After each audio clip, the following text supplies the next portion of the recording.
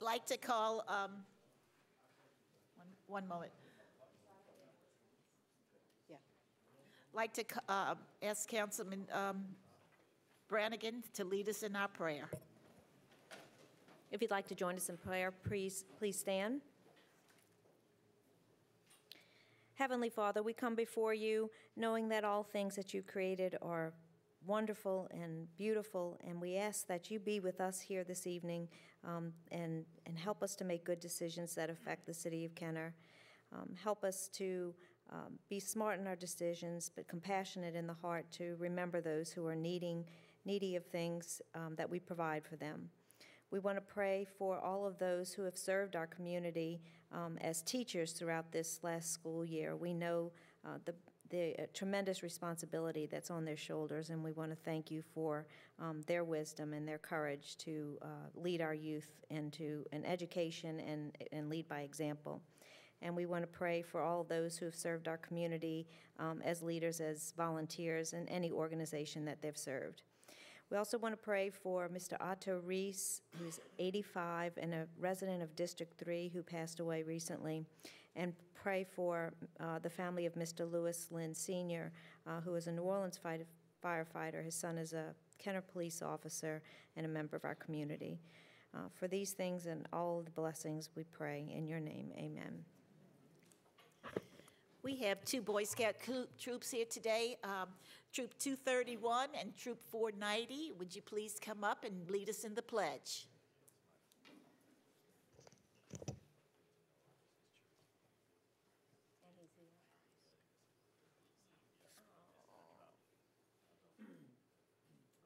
Pledge allegiance to the flag of the United States of America and to the republic for which it stands, one nation, under God, indivisible, with liberty and justice for all.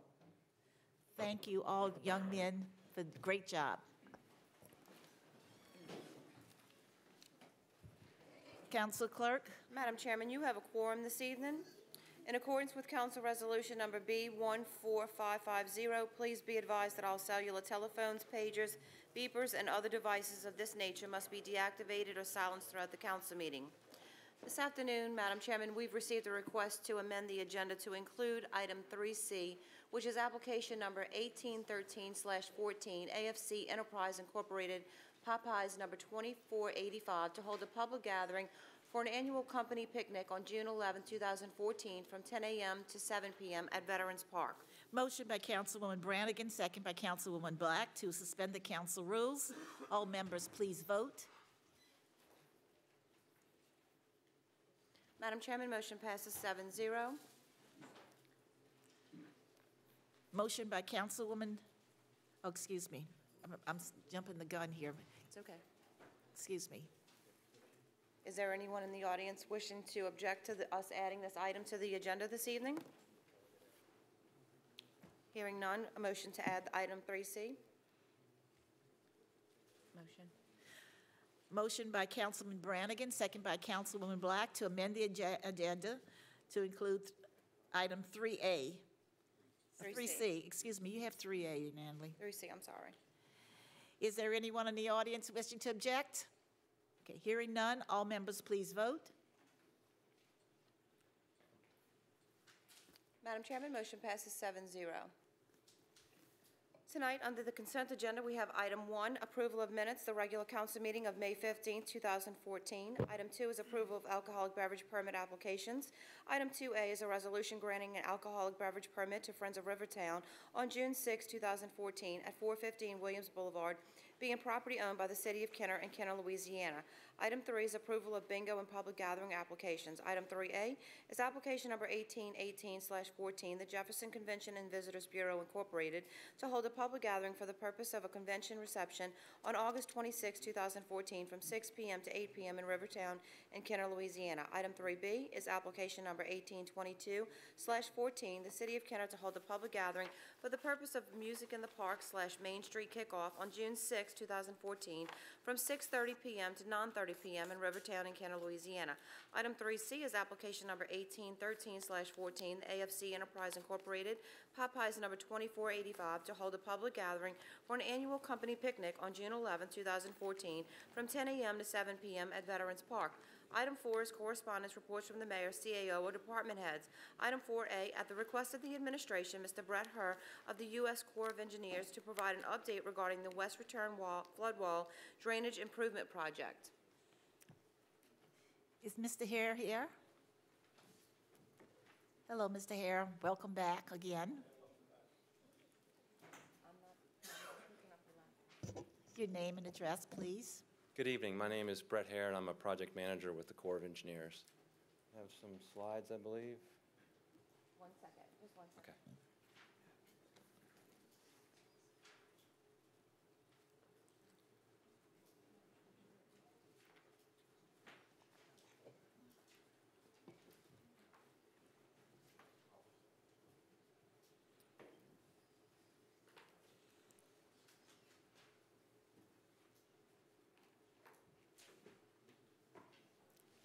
It looks like it's not working.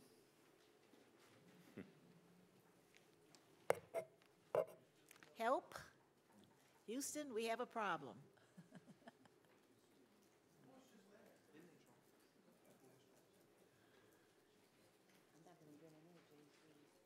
Is there any way you can give the presentation without the slides? I can. I was just hoping to have some pictures that I could show you that was more informative. Well, while you're doing that, maybe he could. But I'll go ahead and get started. I was invited here to give you guys an update on the status of the drainage project along the West Return Flood Wall.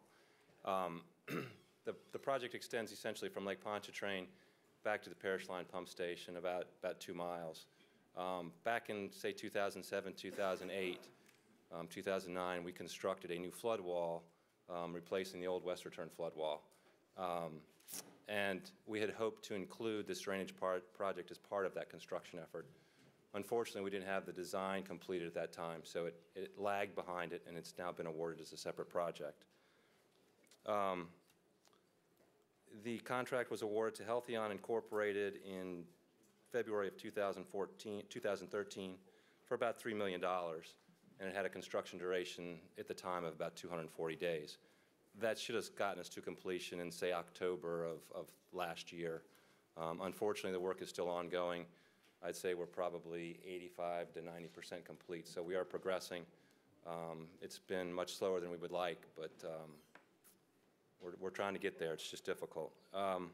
The purpose of the project is when we built the new flood wall, it's located 35 feet further towards the canal than the old flood wall, which increases the area that the rainfall is coming down, and there's nowhere in that area between the wall and the property lines for the rainfall to go.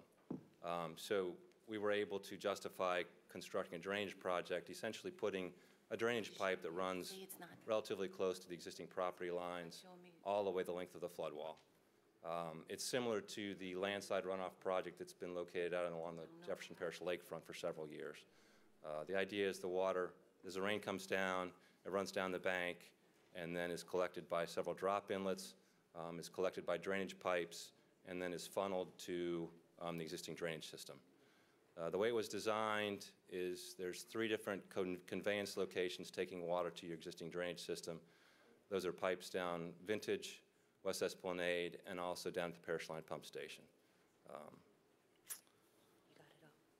So I wish I had maps or pictures to show you. Essentially, all of the drainage pipe is in. The contractor's in the process of seeding and fertilizing the existing bank and swale area, and we've had various levels of success. The grass to the north of Vintage is growing relatively well. That was one of the last areas that was seeded and fertilized, but it is growing much better than the other locations. So north of Vintage, we're in pretty good shape. South of Vintage, we've had less success in growing the grass, and we're in the process of directing our contractor to put down more seed in hopes that that will improve. The swale has been constructed. What's happened over several heavy rainfalls, sediments have washed, from the existing bank between the flood wall and the swale into the swale. And the swale is just a small ditch, essentially, that has drop inlets in it. Oh, okay. Let's go to, keep going. That's just a map showing the location. It's the western end of the city of Kenner. Next one. Okay. This is a slide showing the construction of the conveyance pipe at West Esplanade. Essentially what we're doing is we're putting a drainage pipe that runs parallel to the street, between the street and the sidewalk.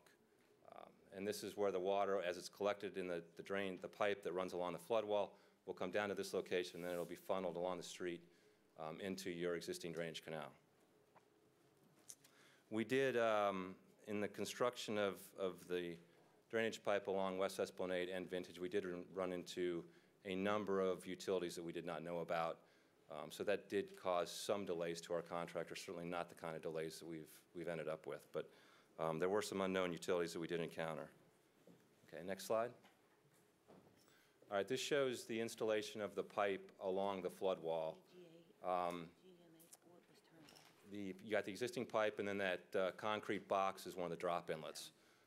You can see that in some locations, this being one of them, the pipe is fairly deep. It has to be sloped so it drains by gravity, and in distances of anywhere from half a mile to probably close to 3/4 of a mile. So as you get closer to Vintage and West Esplanade, the pipes are deeper, and then they'll come gradually rise up as you go away from those streets. See anything else on this one? I don't think so. Next slide. Oh, all right. Okay, this is the installation of the pipe south of West Esplanade. It's a little bit different. Up above Vintage, we had more room, so they could slope the side walls of the excavation back. Here we have less room between the existing property lines, so it's more of a vertical face, and they had to use a trench box in most locations, which is kind of showing up at the top of the screen.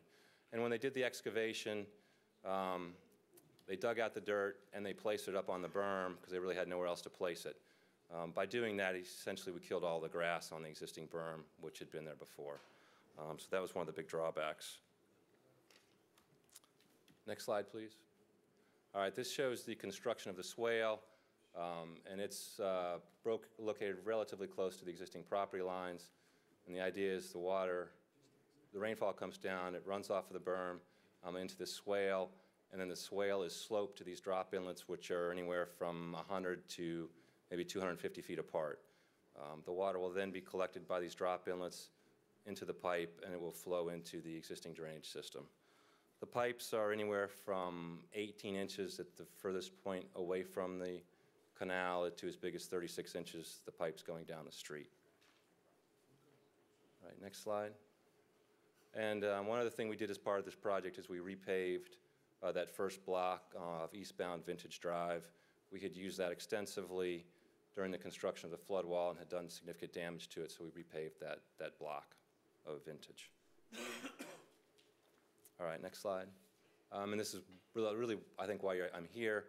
I went out this past Saturday and took several pictures after the rainfall, and this is a swale. This is actually north of Vintage Drive, and you can see the grass is starting to come in pretty well. This is water that's ponding essentially in the swale. It's not designed to do that, and before we leave, it will be much better. This is being caused by two main problems. One is that, as I showed you before, placing the dirt up on the embankment killed all the grass. So until we get grass reestablished, every time it rains, sediments tend to wash off into the swale and also into the drainage pipe. It fills up the drainage pipe. It also gets drained into your existing canals, and we have storm discharge permits that require us to try and limit that. So the contractor has placed filter fabric over almost all of the inlets, which significantly restricts the ability of water to get into the pipe. We've suggested other methods to him, but he is sticking with this filter fabric. Fortunately, north of Vintage, I think we're almost to the point where we can probably take that filter cloth off because the grass is relatively well established. Then the other problem is that there are portions of that swale that are not sloped as well as they should be to the drop inlets. They used in many locations a laser to do the digging so that it was sloped at a proper gradient, but over time we've had sediments wash into the canal, so we're going to have to go back in there before the contractor leaves, probably place a small amount of additional fill, maybe do some minor excavation, and make sure that these do drain to those drop inlets. Now, it's not going to be perfect. You will end up with some areas probably over time that do a small amount of ponding, but with well-established grass within a day or two, it should all be gone. I was out there yesterday afternoon, and it's not gone now, so it definitely needs to be improved.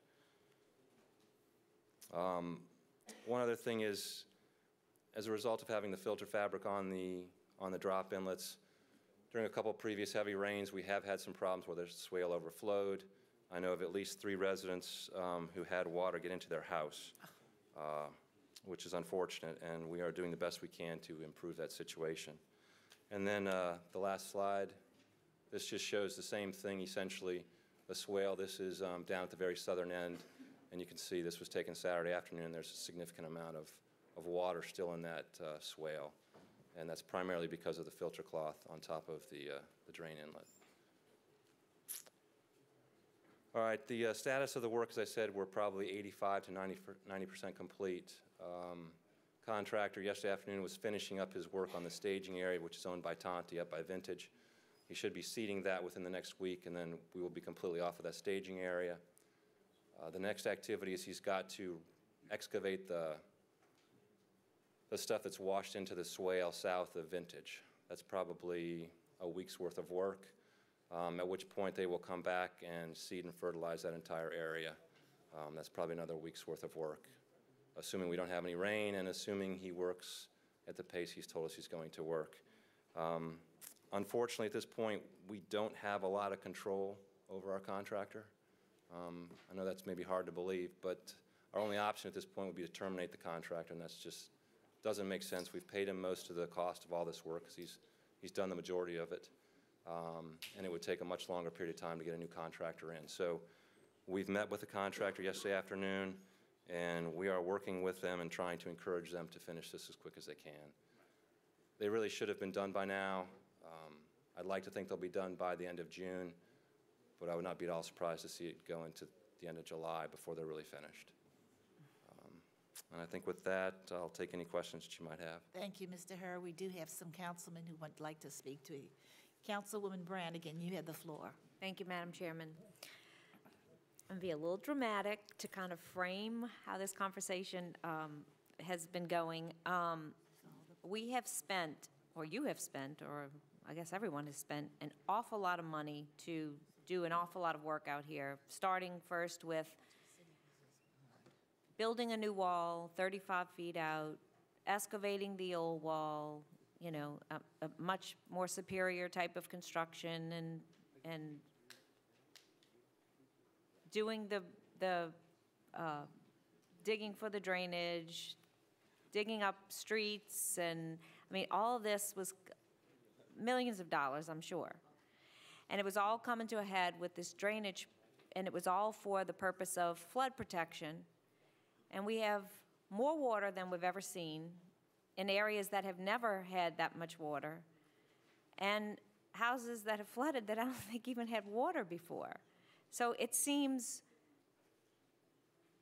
you know, to the layperson that somebody doesn't know what they're doing, that this is not going to happen or go away anytime quickly, that there's no confidence in whoever this contractor is, that there's the water, I mean, the drains are above the grade, so there's no way that water will ever get into that. I mean, when people walk out their backyard and they see that where it's supposed to drain into is higher than where the water sits, I mean, no amount of time is going to make that go away.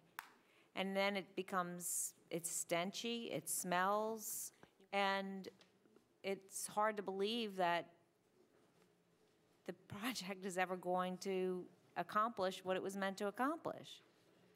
So, I mean, you know, the one particular homeowner I've been talking to, but of course, when you start talking about it, you get more and more feedback as to what everybody's personal experience has been with it. It just seems like there's something different that needs to happen, other than the little minor things that you're saying. How can water drain if it's actually sitting below where the drains are? Well, in that case, it will not.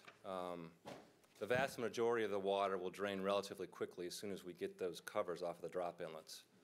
I mean, if you can picture a drop inlet, it's got this filter cloth on it. As soon as sediment washes over the top of that, there's very little water getting into the pipe. And that's the reason the swale is filling up and in some cases overflowing.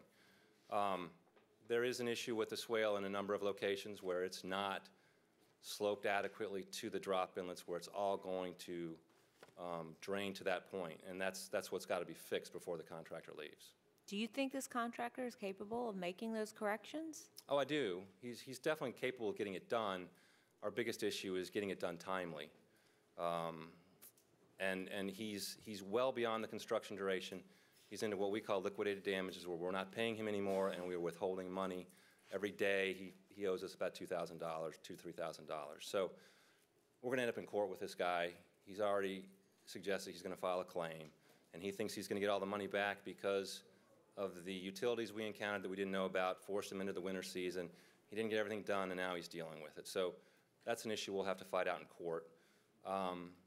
He is progressing. It's just he doesn't have enough resources out there to get the work done in the time we would like to. I mean, we have dry periods of a week or two, and he's not taking advantage of it. And that's what he needs to do, because if he doesn't get the work done and it rains again, his swale fills up with mud and he's got to excavate it again, and it's a vicious cycle that we're going through. But we are getting much closer. I think north of Vintage is in pretty good shape, aside from some I call it minor work to get the swale to completely drain. But it's just a matter of doing a minor amount of excavation and then adding a little bit of fill here and there. So that can be done relatively quickly. But would it make more sense at this time to be more aggressive with the planting of grass instead of just seeding it and hoping that it grows over in enough time before it washes everything away again? The problem is you have a very large area that we're trying to get grass to grow in, and really our best option is to seed and fertilize it. Within a couple weeks after seeding, you should start seeing some germination, and then you fertilize it to help it along. It's only been probably 3 weeks since the area north of Vintage was seeded, and it looks pretty good. Yeah, but I mean, we've finally had some rain. I know. So if we right. get rain And again, then it washes, and we get rain They again. do have a water and it truck washes. out there. Whether they're watering enough, probably not.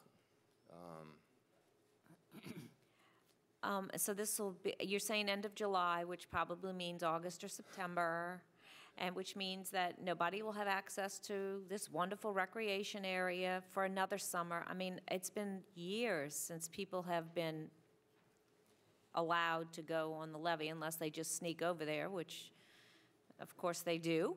But it just doesn't seem like there's an end in sight, because it doesn't really seem like the contractor has a grasp of what needs to happen. And it's just amazing to these, to residents that we've spent all this money and now we have more water back there than we've ever had before, ever. Right. I completely understand, and it's regrettable and it's unfortunate, and I wish I could do more. I go by this area every weekend, and I get frustrated every weekend. We did meet with the contractor yesterday. We are probably going to pay him to seed the area south of Vintage again, because he will not do it on his own. He sees a little bit of grass growing out there, and he says it's going to fill in. Well, we can't wait for him to fill in, so we're going to pay him to reseed that area. The other work is on him, and he should be grading that swale, like I said, in the next week. He should have equipment regrading that swale. And as soon as we can get a little bit of grass growing, the covers will come off of the drop inlets, and that'll make a huge difference. It really will. We've had a similar system along the East Jefferson Lakefront for over 10 years, and it works well. So I'm confident when we're finished, it's going to work. It's just... Another thing, and this could have just been at somebody's frustration, but they said that they literally observed somebody out there with a little small level going up and down as they were filling.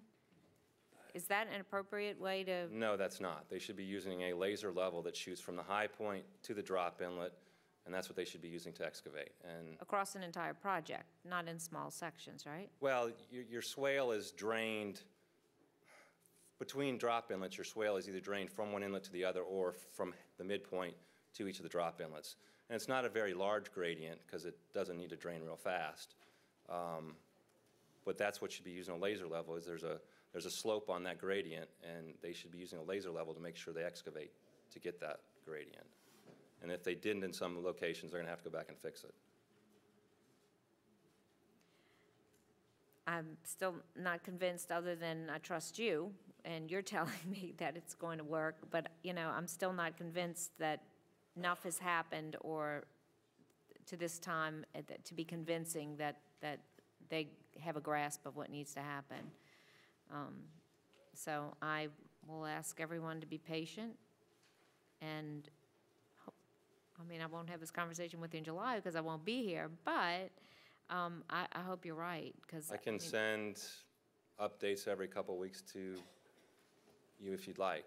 I'd be happy to do that with pictures. Well, you know, and I don't know what I'm looking at. You send me a picture. This all looks very impressive. A lot of stuff has happened. But when you go out there and you see the product of all of this work, that's what makes it so dramatic. It's like, you know, here we've done this and we've got the laser things and we've, you know, the swales and all that sounds wonderful. But if it doesn't work, I don't know that what I'm reading is actually going to be, you know, what people can expect for it to perform. So, you know, I guess that's the only way is when you say that it's complete. If it happens again, then it is not working. Right. But that's what we see right now, so that's what's frustrating. Completely understand. Yes. Thank you. Mr. Herr, what they were saying about the laser, you tell about laser level, and you have a person there going with, if it's true, with just a regular leveler. Does the owner, you have an inspector out there? Are they somebody inspecting the work that they perform? We initially had an inspector out there all day long, every day the contractor was there. Our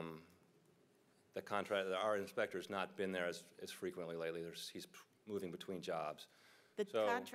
So you have not had an inspector there. How long? Oh, he's there off and on. He's like there half of each day. He's not there So if they all want to day, do every day. anything that's not supposed to be done, they could do it the other half of the time that inspector's not there. That is correct, yes. Right, okay. Yes. I understand the theory. And you had a time frame on a contract for this job to be completed. How many days did they overrun this contract? Well, if they'd have finished in the construction duration we initially gave them, it would have been October of last year. Now, they are due additional time for weather. They're due additional time for, say, the unknown utilities that we encountered. But I think we had figured they should have been done around February. So they've been in liquidated damages for several months now. Okay, so explain to everybody what liquidated damages is. All right, once we determine what the completion date should be based on the original contract duration, plus any time extensions for weather or change site conditions. Say if that date was the end of February, every day beyond that, we charge them what's called liquidated damages, which is the equivalent of our overhead costs and everything. It's a couple $3,000 a day. Plus, in this case, the cost to re-rent the staging area. Every month we've gone over, we've had to pay for that staging area. So what's the amount right now accumulated in liquidated I actually damages? don't know. It's probably at least $250,000. And is this company financially sound, that they won't go under and leave the project stranded? Even though you say there's just a little bit more to do, I was just wondering if you could just go ahead and have someone else finish the work it'll be done in a timely fashion, because obviously if it's $250,000, this company is financially hurting, because I don't see how they could possibly, they're not going to make any money on the job, obviously. Well, our position, he's going to owe us, say, $250,000. His position right now is we probably owe him another $1 million. That's why we're going to go to court. And did they have a bond of some sort? They do, yes. They actually have a construction bond that ensures they will complete the work, yes. Okay. All right. So if they defaulted, it would go to the bonding company, and the bonding company would be required to get someone else out here. Which causes more delays. And that's the problem with us trying to kick this guy off the job. If we wanted to take the step and default him, that it's a lengthy process to do that in the first place. We're probably going to lose in court, and then it's going to take several more months to get someone else out here to finish. So it's unfortunate. We do run into these situations when we have problems with contractors. We are working through it as best we can, and it's going to get better. I assure you in the next month it's going to get much better. Okay. Thank you. Councilman Denopoulos, you have the floor. Hey, Brad, Hey, Brad, how's everything? I know you Great. and I have talked a lot, right? Great, So yes, is we do, Donna, sir. right? I mean, you know, I was there when the water was flowing through those houses. I mean, I was there and I saw the issues, I saw what happened, and, you know, since then, you and I have had several talks about this contractor, okay? Because it's not just your eyes looking at this contract, it's also my eyes looking at it, it's also the levy board, okay? Because I actually got them into the communication loop. And this contractor started off terribly from day one. Yes, he I mean, did. from day one, he didn't show up on the job site for 60 days. When he showed up, it wasn't his crews, it was subcontracting crews. 3 weeks into them starting this job, 3 months late, that crew left, and he had to rehire a whole nother sub-crew. And I don't think, according to the levy board, that even a employee worked on that project till almost 4 months into this project. There was some serious neglect upon this company. I mean, so there's no way I don't think how this, you know, and I don't buy the idea that he's going to win in court, okay? The second thing, last time you and I talked, you said the Corps of Engineers had the resources to finish this job. That on somewhere along the line, July 1, okay, that he was going to be off this job and that your resources were going to take over the finishing of the job. Because you and I talked, and I mean, we can bring, you know, the levy board in here and let them talk as well. I don't feel this guy can finish this job. Even at this point in time, at 5:41 here in this council meeting, I don't think he's going to finish this job at the point where it actually is going to protect those homes back there, because we're dealing with a lot of homeowners that back up along that thing. And, I mean, the last time you and I talked, we pretty much, it was like, look, he's going to be gone July 1, the resources of the Corps are going to come into play, and we're going to finish his job, and that we're not going to give him any additional work. And then I hear tonight, and the reason why you don't want to give him additional work was because you don't want him to extend days onto the contract, because there's an issue with you know, with him overrunning the set. And now I hear that you're going to pay him to reseed it. It's a circle that I thought you were going to stop earlier on. I'll be honest with you, okay? And now we're back to the same circle where he's going to have to seed it. The whole seeding issue is that if the grass doesn't grow, we constantly will have the repetitive issue of that swell not working, those drains not working, okay? We're getting ready to get into our bad weather season, which, I mean, we had a pretty good dose of it a couple of weeks ago, a week and a half ago. I mean, it's unacceptable. I mean, at any level, okay? And I don't know why we're getting this guy the opportunity to reseed, which you're paying him for. I think you can, you and I talked, you said you had the resources to finish the job. Obviously, you've had second guesses on that. No, actually, I have not. And we are still avoiding, aside from this seeding, giving this contractor any additional work. And we still are going to bring our own Corps of Engineers resources onto the site to finish up a few punch list items as soon as we can get this contractor off the area. The reason I'm suggesting we pay the contractor to reseed, if you look on the slide, that swale area to about 10 feet up the berm has never been seeded. The rest of it was, and you can see there's no grass on it. He's got to come back and seed that swale area as soon as he finishes the excavation, which won't take that long. At the same time, it makes sense to have him seed the berm, because otherwise I got to wait till he's off the site to put someone else out there. I can't put a new contractor or even our own forces out there while he's on site. He has right of way. I either have to kick him off the site or I have to let him finish. So I am not, aside from the seeding, I'm not giving him any additional work. There is some additional work that we will do as soon as I can get him off of the job site. And you know, the complaint I got was that, does he have enough equipment on that levee right now? Yes or no? I mean, I'll go out there and drive and look tomorrow. He's got one excavator. Huh? He's got one excavator out there, and that's the only thing he's going to put out there unless I direct him to put more, in which case I got to pay for it. You think one excavator is going to finish this job? He can excavate that swale in less than a week if we have good weather, yes. Okay. I believe he will be almost finished with that swale by the end of next week. Okay. And what's the idea with all the, I call it bahia on the The hay? Yeah. Yeah, it's just a different, When you seed and mulch, you either have hydro seeding, where you spray a seed on and it has mulch within that spray, and it turns a greenish color, then turns brown. Right. Or you can put seed down and then this mulched hay on top of it. They chose to go with the hay. In hindsight, that was not probably a very good idea because the hay has run off and collected on the drop inlets and keeping water from getting into them. How is he going to reseed this other? He'll is he probably doing use it- hay. He's going to do it again with hay? Well, he shouldn't need as much, but he probably will use hay again, I mean, yes. why wouldn't you pay him to do it the better way? I Brett, can it's check into It's a that. vicious circle. And I don't mean to put you on point on this, but he's reseeding again in a way that failed, and it's going to fail again. Well, Does he worked- understand Louisiana weather? It worked pretty well north of Vintage. No, north of maybe Shreveport, No, okay? If you look at the area mean, north of Vintage, it looks pretty good. You know, I'm, Brett, that's a mistake, and you know it. Why can't he seed it the way I've seen Levy seeded, and way y'all seeded when y'all added the 3 feet to the north side, or whatever it is, zone 1, 2, 3, y'all did a spray, and it was Yeah, a that's the foam hydro base. mulch. That's the hydro mulch. Hydro mulch, okay? Why would that get a better application than this West Return side levy? I wouldn't say one's better than the other. We've done this in a number of areas, and it's worked fine. But not when it's. But it did not work in this case. Yeah. And I don't know why, but it did not work.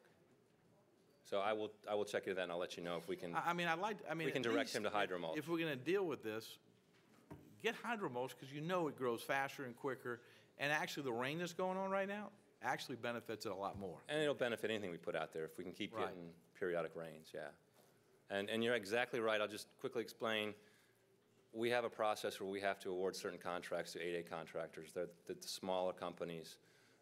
They don't have a lot of resources. This guy was one of them, and he was going to subcontract almost all the work and just do the paperwork, essentially. Now, he brought in a sub. The first sub wasn't capable of putting the pipe in the ground. He kicked him off the job site and brought in another guy. The second guy was actually pretty good and got the pipe in relatively quickly. Now the prime contractor's trying to finish the job, and he doesn't have adequate resources out there in our mind, but he is very close, and it will get finished. I mean, you've done this levee prepping and seeding before. Yeah. When I drive out there tomorrow, besides one excavator, what else should I see out there? Equipment. Probably see at least one dozer and one front-end loader. Okay. Yeah. And The front-end loader should be loading trucks, moving some of these piles of dirt at Vintage and by the staging area. The excavator should be working primarily just on the swale. okay. I'm gonna call the levee board and get permission to drive out there and take a look, and I'll make a count of what he's got out there. Let me know. because I'll be out there he tomorrow as well. He hasn't had a whole lot of equipment out there. No, he has not. You are absolutely right. I mean, I not for a $3 million job. I mean, I haven't seen, like you said, it's, you know. It's painful. I agree. It's painful. Does he Yes. want to finish fast? Well, if he wants to finish fast, there should be an army of vehicles out That's there. right. Okay. Thanks, Brett. I appreciate it. Thank you, Madam Counsel- Chair. Thank you. Councilwoman DeFrancis, you had the floor. Thank you, Mr. Hare. A couple of points that were raised in the conversation you had with the other councilmen, really, I was a little bit leery about, so I just want to touch on those points. Number one, basically what I heard when Councilman Black was talking was that there was no one really to watch them while they were doing some of the work to make sure it was done the way it should be, including whether they were using lasers or not. So your person would come in at the end of the day, and basically he would have to assume that it was done the right way. If you're not there to supervise, you have to make certain assumptions. Would that be wrong? Yes. I mean, the contractor has his own quality control. We do quality assurance to make sure he's Right, supposed to be but doing we're it right. assuming that he's telling the truth. And only until recently, the last month or Right. two, did we not have someone on site full-time. I understand that, but basically at this point, we're assuming that he's telling the Yes. truth and that he's doing what he's telling us he's supposed to do. Is that not correct? Yes, I mean, the work he's doing now is very easy to come in at the end of the day and see whether he did it Okay. or not. Well, yeah, but you can't tell whether You he can't tell actually. whether the slope is correct, you're right. Exactly. All right, good. Not good, but you know what I mean, that I do we're on the under- same yes. page on that one. And then one of the other points that you mentioned was that there is a dispute between you and this contractor as to who's responsible for the job not being done on time. And his contention is, well, there were some hidden factors that we didn't know about that put us behind that was his point, so that he feels he is justified in being, not completing it by the date that we were guaranteed. However, there are some mathematical calculations that can be made to determine how much extra time would have been needed had we known about those problems ahead of time. And from what I'm picking up from you, it's a lot less time than he actually, would need to really complete the job the way it needs to be done.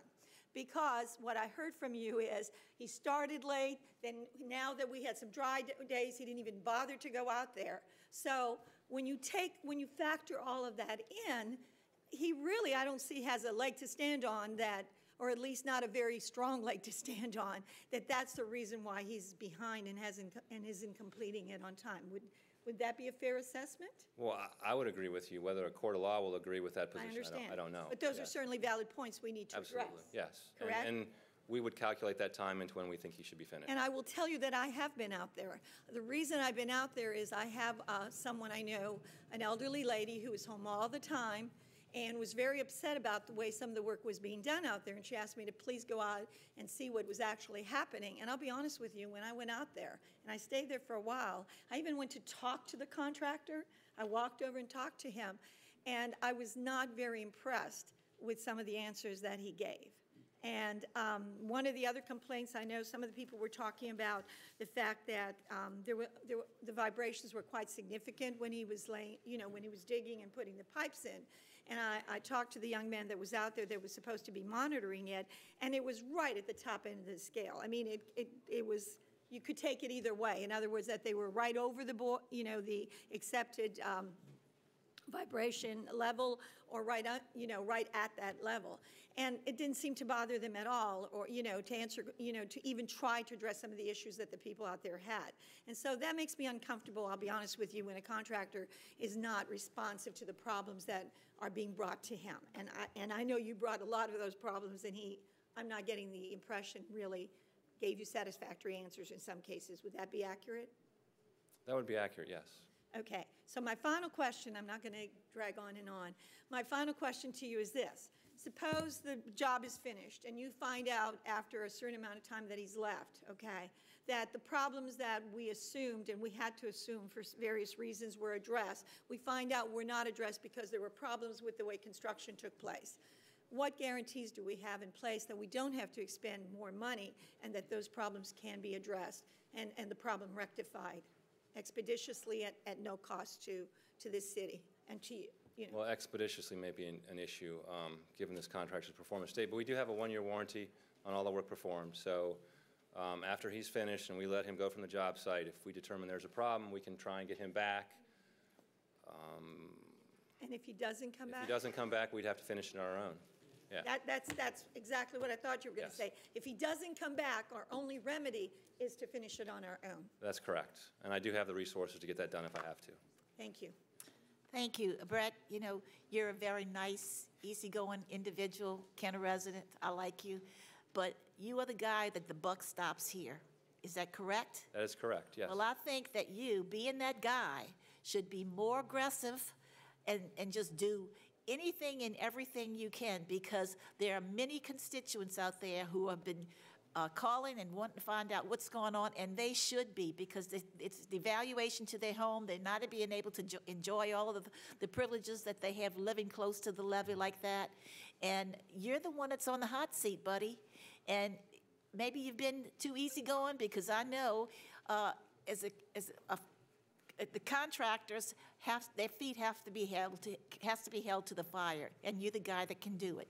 So I would hope that next time you come back, and it better be finished. quick, because a lot of us won't be here.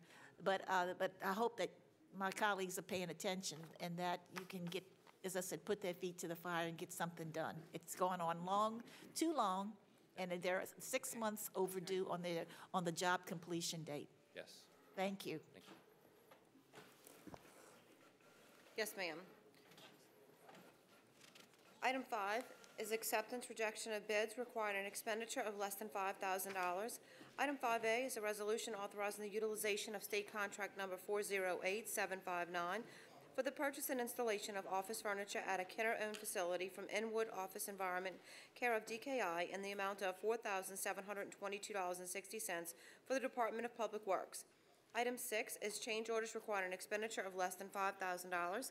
Item 6A is a resolution approving change order number 3 to the construction contract with Capstone Builders Incorporated regarding City Hall Building B interior renovations, increasing the contract amount by $3,174.95 for the Department of Inspection and Code Enforcement. Item 7 is acceptance of committee findings for final passage. We have none. Item 8 is re-subdivision ordinances for final passage. Item 8A is summary ordinance number 11,702, an ordinance approving the plan of re-subdivision of lots K1 and K2A, Louisiana Trace Subdivision, Kenner Jefferson Parish, Louisiana, into lot K1A, Louisiana Trace Subdivision. Okay. A motion by Councilwoman Brannigan, second by Councilman Black on the consent. Please vote. Madam Chairman, motion passes 7-0. Under the public appearance agenda this evening, we have item 9 for public hearings. Item 9A is a public hearing regarding summary ordinance number 11,692, an ordinance adopting the operating budget for the City of Kenner for the fiscal year beginning July 1st, 2014, and ending June 30th, 2015, amending ordinance number 7549 and providing for related matters. Okay, now for fun and games. We have a motion by Councilwoman Brannigan, second by Councilman Black, to open a public hearing. Please vote.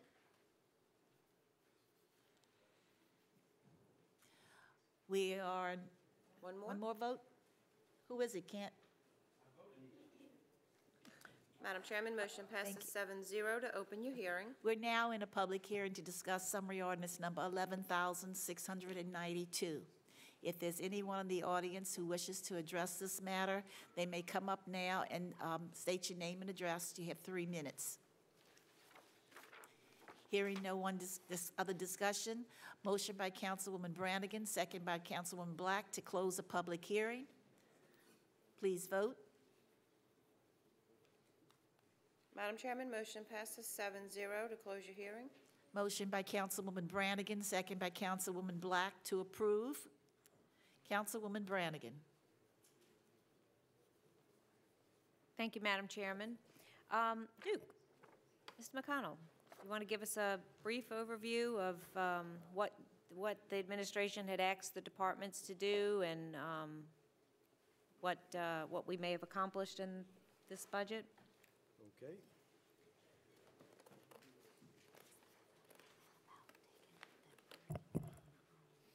As you know, when we went into this budget, last year's budget, we balanced by rededicating some capital money, about $800,000, and by rededicating some, or rather using some of the fund balance, about $800,000. So when we went into this year's budget, we had about $1.6 million we had to make up at the start to balance this year's budget.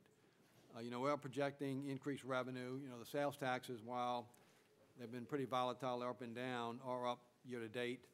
We are expecting them to continue to increase, not significantly, but we are expecting an increase. So we are expecting additional revenue. We are expecting additional revenues from the airport on the permit fees. So we are projecting some additional revenues to help make it up. We do have some additional expenses we have to cover. All 3 of the retirement systems, the contribution rates went up.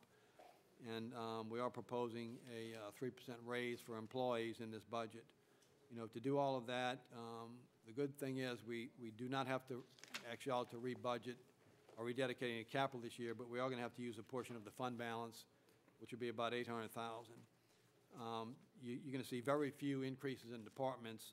We went through all the departments to see what we can cut, but after cutting for 5 years in a row, there's very little to cut in the department. So you're not going to see a lot of changes. The vast majority of the departments are basically standstill budgets. As far as the fund balance, we're projecting that the fund balance at the end of the current year will be about $6.8 million. As I said, we're budgeting to use about $800,000 to balance this year's budget, which will still leave us at the end of next year with about $6 million, which is still slightly above the 10%, which is our goal to stay at about 10%. So that's kind of the gist of the budget. Okay. Like I say, most of the departments have very little changes. The highlights are we are expecting revenue to go up some. It's not enough, but we'll still have to use some of the fund balance. And the good thing is we're able to provide raises for employees. Okay. I want to talk about the fund balance for a minute, because we have toiled over where to find the monies to balance the budget, not just this year, but in the past couple of years. And we have gone against our grain in using monies that was supposed to be dedicated to capital improvements to accomplish that. And I think last year, led by Councilmember Black, we drew the line in the sand and said that that was not what we wanted to do. And of course, it's easy to say, but it's a hard thing to accomplish, and which we learned over the past couple of years, and we allowed for that to happen. So the fund balance has not always been where it has been high enough that we felt comfortable doing that, because the fund balance is one of those things that is used to rate us when we go out perhaps for bond financing. They look at what percentage that we have in reserves to see how secure of a city that we are. And so 10%, because we'll be right above 10%, is a fairly high or more than average fund balance. Isn't that correct? Well, what the GFOA recommends is you be somewhere between 5 and 15, depending on your circumstances. So we've chosen 10, which is the midpoint of that. You know, some entities could probably go lower than that, but obviously we're in a hurricane area, so you know the fund balance is intended to do a number of things. One is it's intended to help us with our cash flow, because as you know, property taxes come in the middle of the year and they fund several operations for the whole year, so it's for cash flow purposes. It's also to cover any unexpected things that come up, like if we have a hurricane, we got to spend money and then wait to get reimbursed. It's for that. And, you know, it's also if you have fluctuations in the economy. The fund balance is for that too, you know, and we've been using it for that, you know, provided that we're still able to stay above the 10%. So it's not unusual to use a portion of the fund balance towards your operating budget if the economy is a little slow, and that's what we've been doing, you know. But I just want to assure people that if in fact that's where we go and we do that, that we are mindful of not taking more money than would be fiscally responsible to have us continue to be in a good standing financially, to have us be as sound as, I mean, have we ever gone much above the 10% in reserves that? Oh, yeah. If you recall, after Hurricane Katrina, we had a building boom in the city, and it was significantly higher, and, you know, over the there was a there was a reason for that. Yeah, we had big surpluses, but, you know, over the last, 6-7 years, we've used that money to do some additional capital projects and also to help supplement the fund balance. But, yeah, we're comfortable with 10%. You know, it's a good, solid number to be at. You know, look, it's always nice to be higher, but you also have to address all the needs that we have. And it also helps, like you said, for cash flow, I'll be specific in, you know, a certain type of thing. For instance, if FEMA is giving us money to repair something that needs to be done before the money's in our hand, a roof or something that is essential to continuing to operate, those types of monies can be used for that. And when the money comes in from FEMA, then it can be, you know, or for whoever, our insurance, whatever it is, it can be put back into the reserves. It's just, again, for cash flow. So when we talk about the fund balance, while it is taking money, so to speak, out of the savings to put towards operating, which we, you know, it goes against our principle, doing it out of the capital seems worse.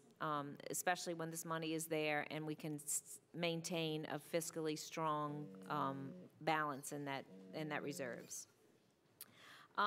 So let's get to how we've done it in the past and how we anticipated maybe having to do it this year. We talked about putting an exception in the ordinance, which I think we do have in here, that we need to remove since we're not using the capital. Isn't that correct? That's correct. We had to submit, due to the timetable of submitting legislation, we had to submit the ordinance before we finished working on the budget. So at the time, we were considering trying to use some fund balance and some capital. And as it turns out, we're submitting it. We submitted it using fund balance and not asking to use any capital. So there are a couple of sections in the whereas ordinance. There's a couple of whereases. The last 3 whereases can be taken out, and sections 7 and 8 can be taken out, because those would allow us to rededicate the capital money. So those can be, Okay, that's what I wanted to make sure that I had all of the sections to remove from this ordinance. So, I mean, it's kind of a moot point, because I think we have some clarity, and certainly a lot of, all of us are in agreement that we don't want to go down that road. So, that being said, I'd like to make an amendment at this time to remove the last three whereases in section 7 and 8, I believe. yes. 7 and 8 from this ordinance. So motion to remove those. Motion by Councilman Brannigan, second by Councilman Black, to amend the legislation. You may write down these names, because we've got to take them off. Okay. Please vote on the if anybody wants to remove their, Mr. Carroll, would you remove your cue, since we're voting on an amendment? All right. Does everybody understand the amendment? Please vote.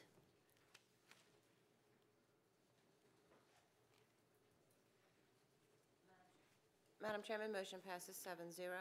Now back to the legislation. Councilman Carroll, were you finished? I'm sorry, Councilman Brannigan, you still have the floor.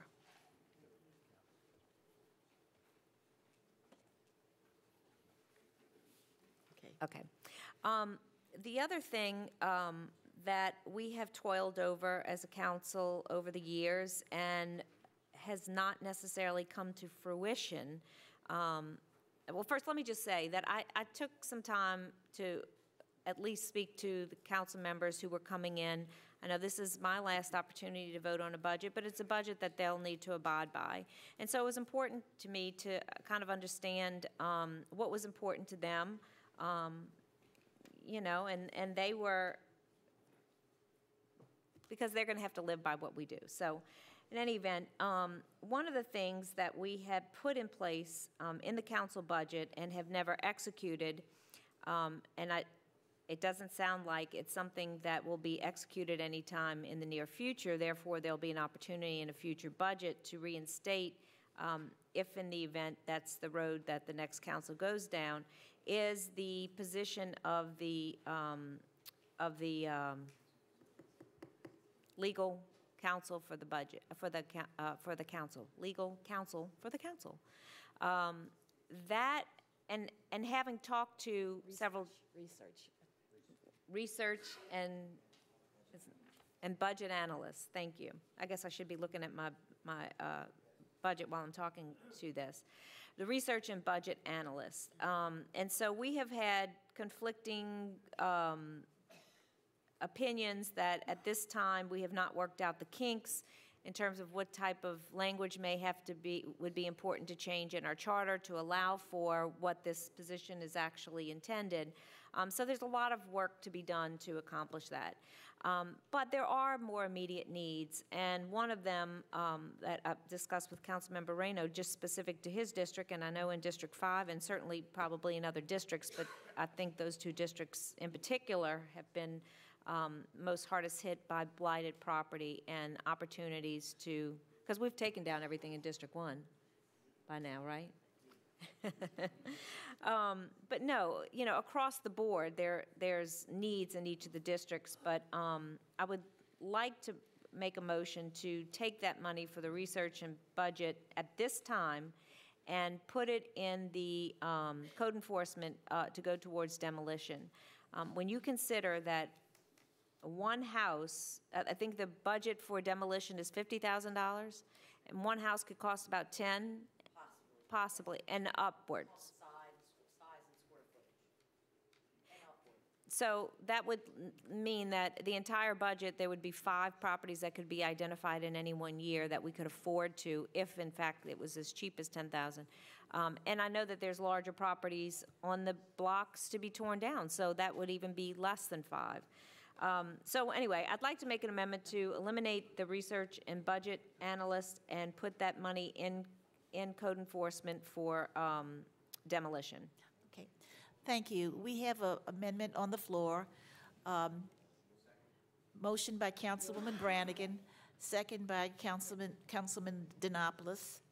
I just would like to, in speaking on the amendment, I would just like to say, I think that's a very good amendment, because next year on our new council, we may not have to do it either next year, because we'll have 3 new councilmen who are attorneys, and they will be on the council. So we'll have a good share of attorneys then that make up this position. Now, is there anyone else? I have 3 people whose lights are lit up. Do you want to speak on the amendment only? Okay. Councilwoman DeFrancis, you have the floor. Thank you, Council President. I've actually spoken to some of the other new council members about this as well. I was one of the many people, I think, who said, you know, we can't keep growing government. And the public does not want government to keep growing. They feel that it's too bloated too many times already. And I honestly did not feel that we needed to have a research and budget person at this time, or an attorney for the council this time. And so when this issue about we don't have enough resources to do the kind of demolition that needs to be done in the city, I was 100% for taking the money from that position to increase the amount of money available for demolition. So I will be supporting this amendment completely. Thank you, Councilwoman DeFrancis. Councilman Stagney, you have the floor. Thank you, Madam President. In principle, I agree with what's being done. The increased money in demolitions is needed throughout the city in all of our districts. What I'd ask, if the author of the amendment would allow to zero out the funds but leave the line item there in case a future council decides that they may want that position. I agree that the priority now is to take that money and use for demolition, but I'd ask if Ms. Brannigan would allow us to zero out the line item but leave the name there. Absolutely. That's really what my intent was, so. Okay, thank you. Thank you, Madam President. Thank you, Mr. Stagney. Councilman Denopoulos, you have the floor. Well, I'm just kind of echo that. I mean, we've talked about the last several council meetings about this council and this administration really needing to put some funds in that demolition account, because $50,000 just doesn't cut it. Doesn't even cut it for the 5 houses that I submitted to you. It just won't. And moving this close to $70,000 is greatly going to help. But you know, the next council is probably going to have to fund more into that account, because, you know, yeah, you will find people that will tear their houses down.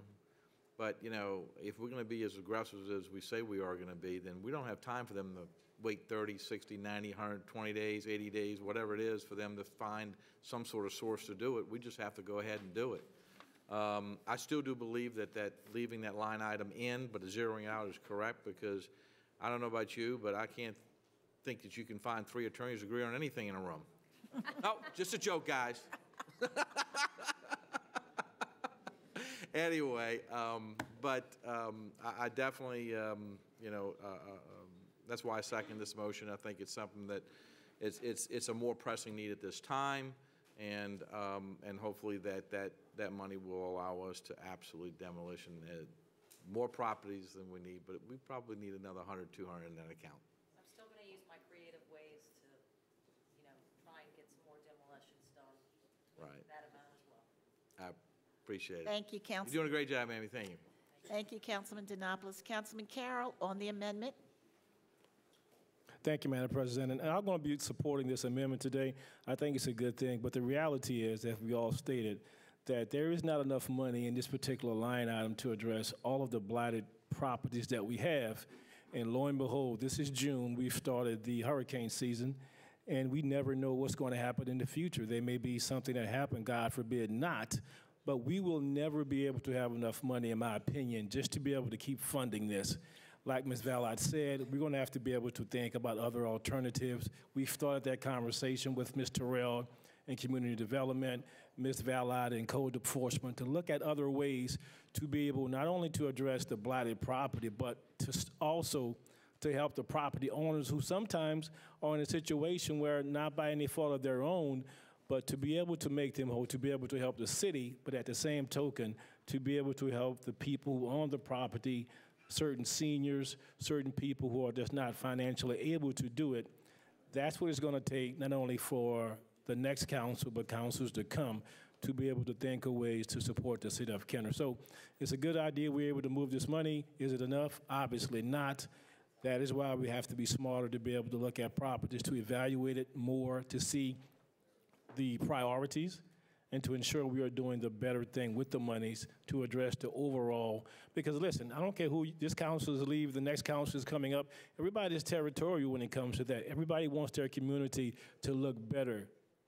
Nobody's going to default to anyone else. So that is a fight among us to be able to do that. So we all understand. At the end of the day, we understand priorities, but that is what the plans are going to have to be from this point forward.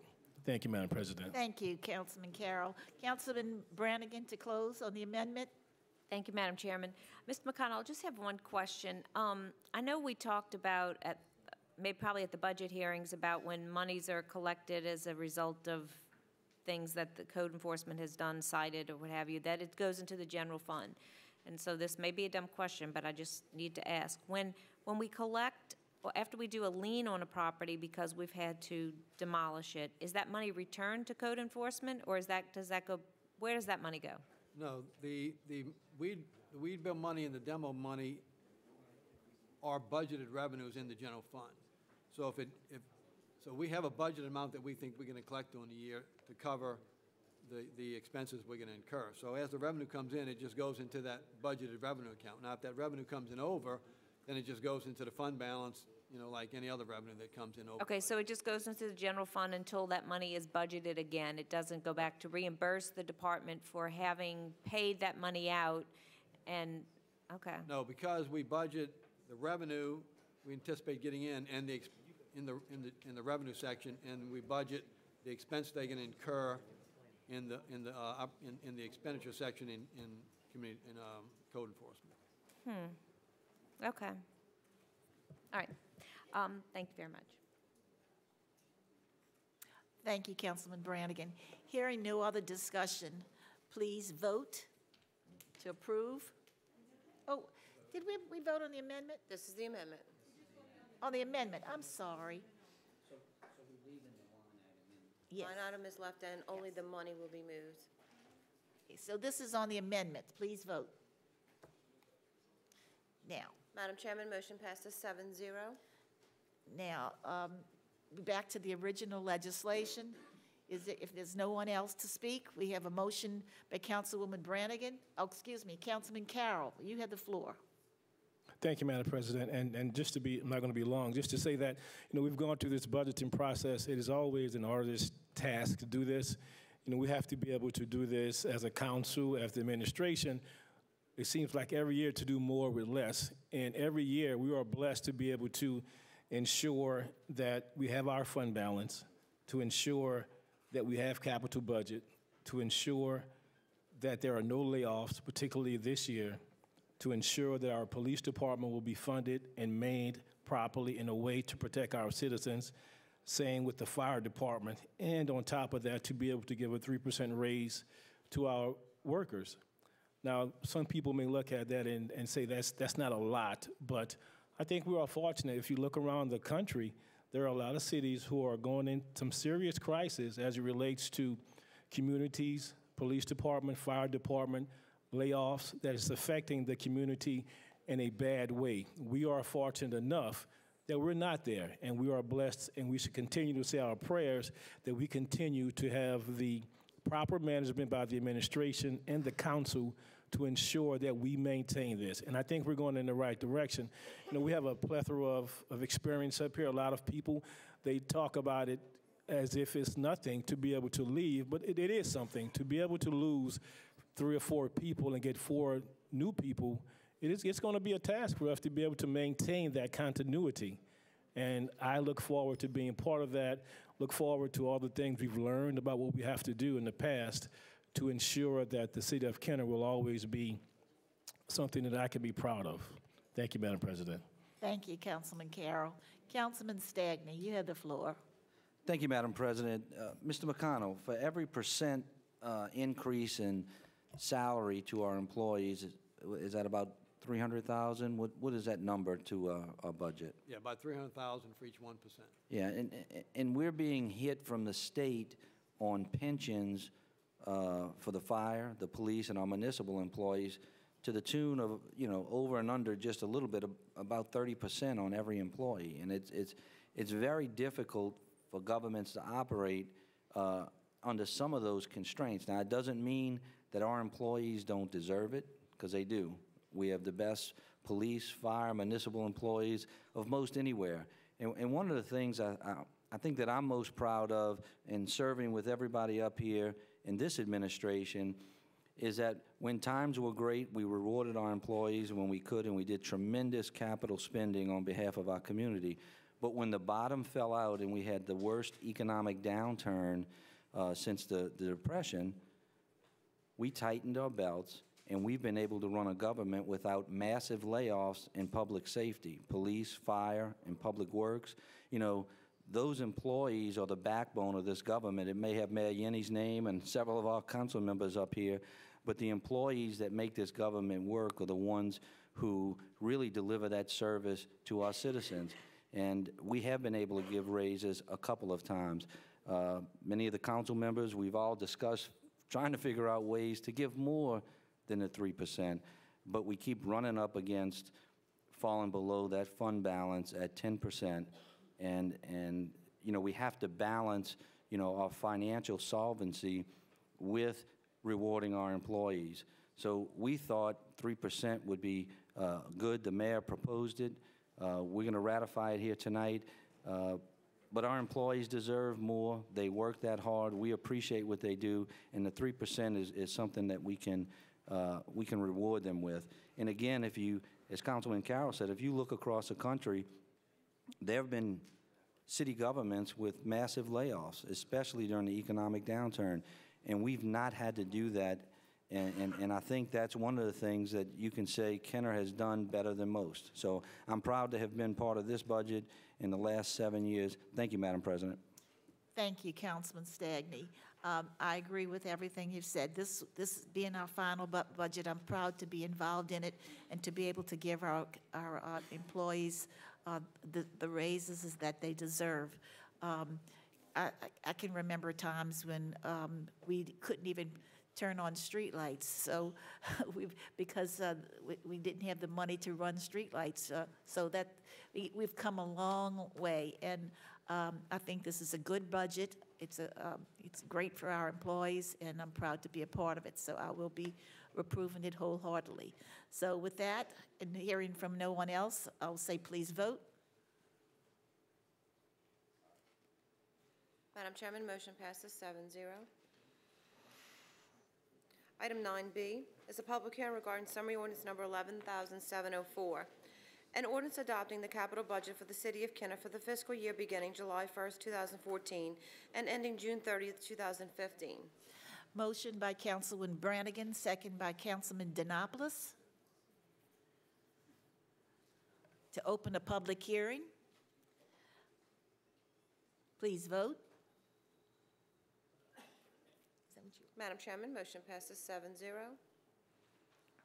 We're now in a public hearing to discuss summary ordinance number 11,704.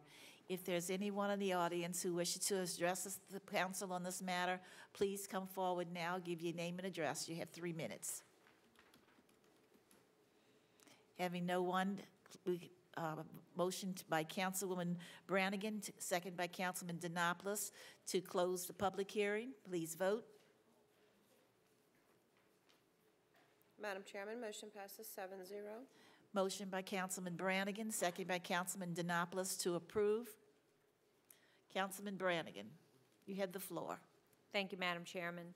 Mr. McConnell, you want to tell us where these monies come from?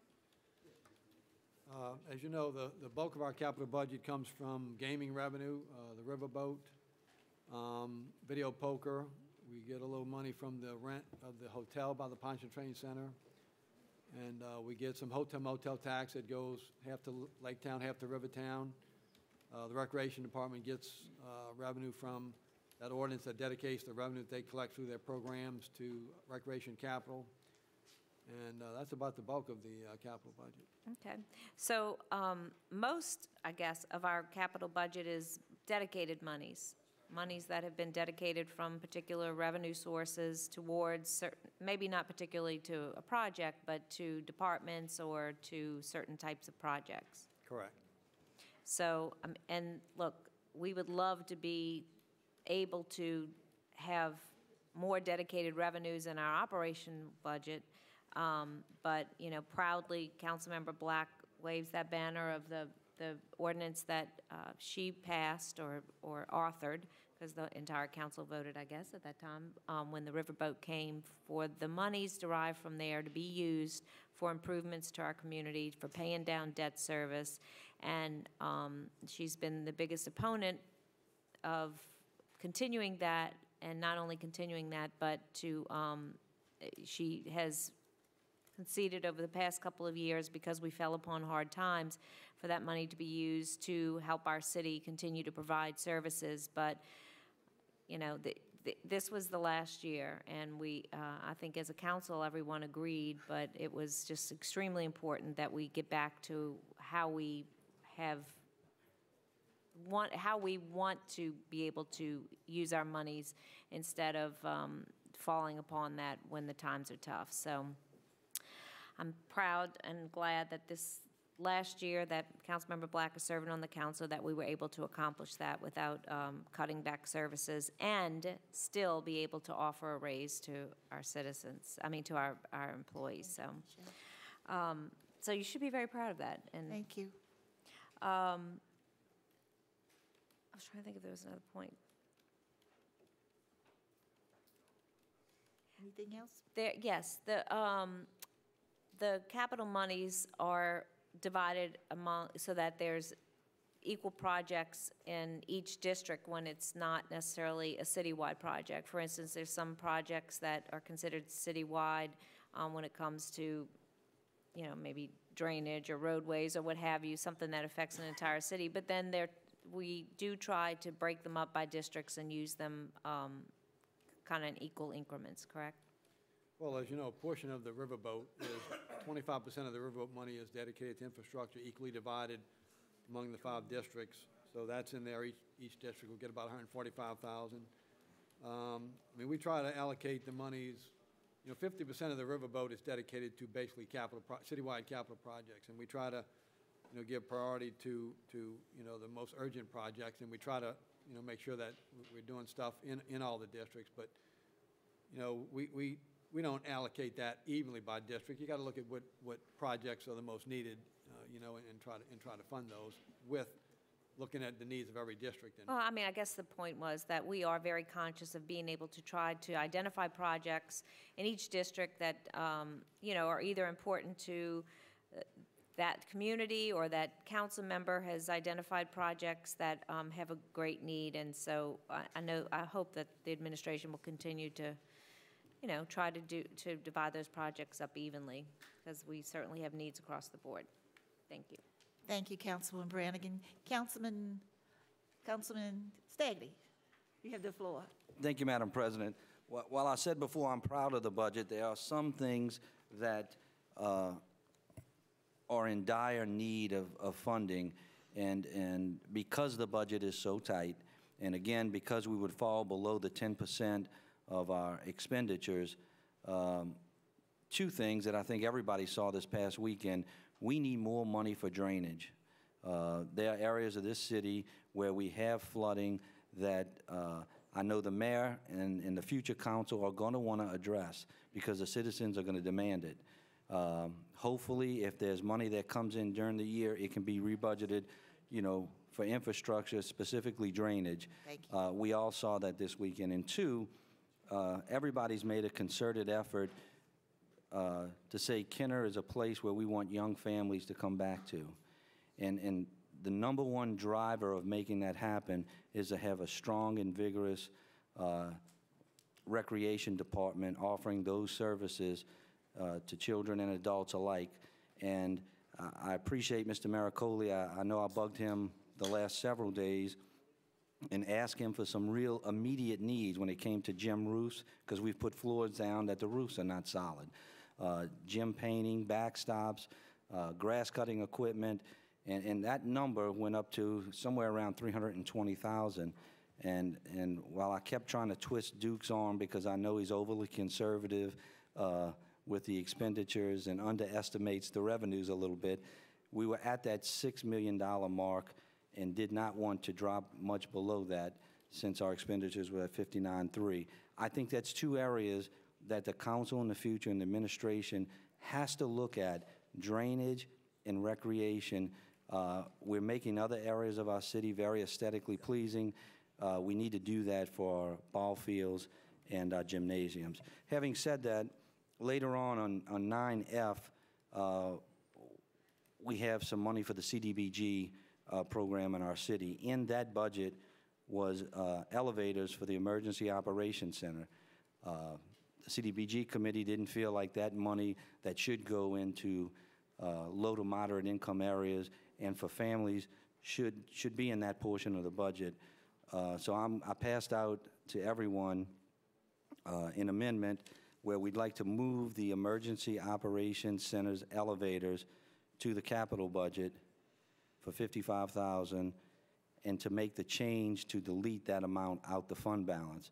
It still leaves over 10% as far as our fund balance, 10% of our operational expenditures. So I'd ask for a second and for your support, and that'll help us with the CDBG money. Thank you, Madam President. Okay, we have a motion, an amendment offered by Councilman Stagney, second by Councilman Carroll. So is there any discussion on the amendment? Hearing none, please vote. Madam Chairman, motion passes 7-0. Now back, you still have the floor, Mr. Stagney. Did anyone else wish to address the council?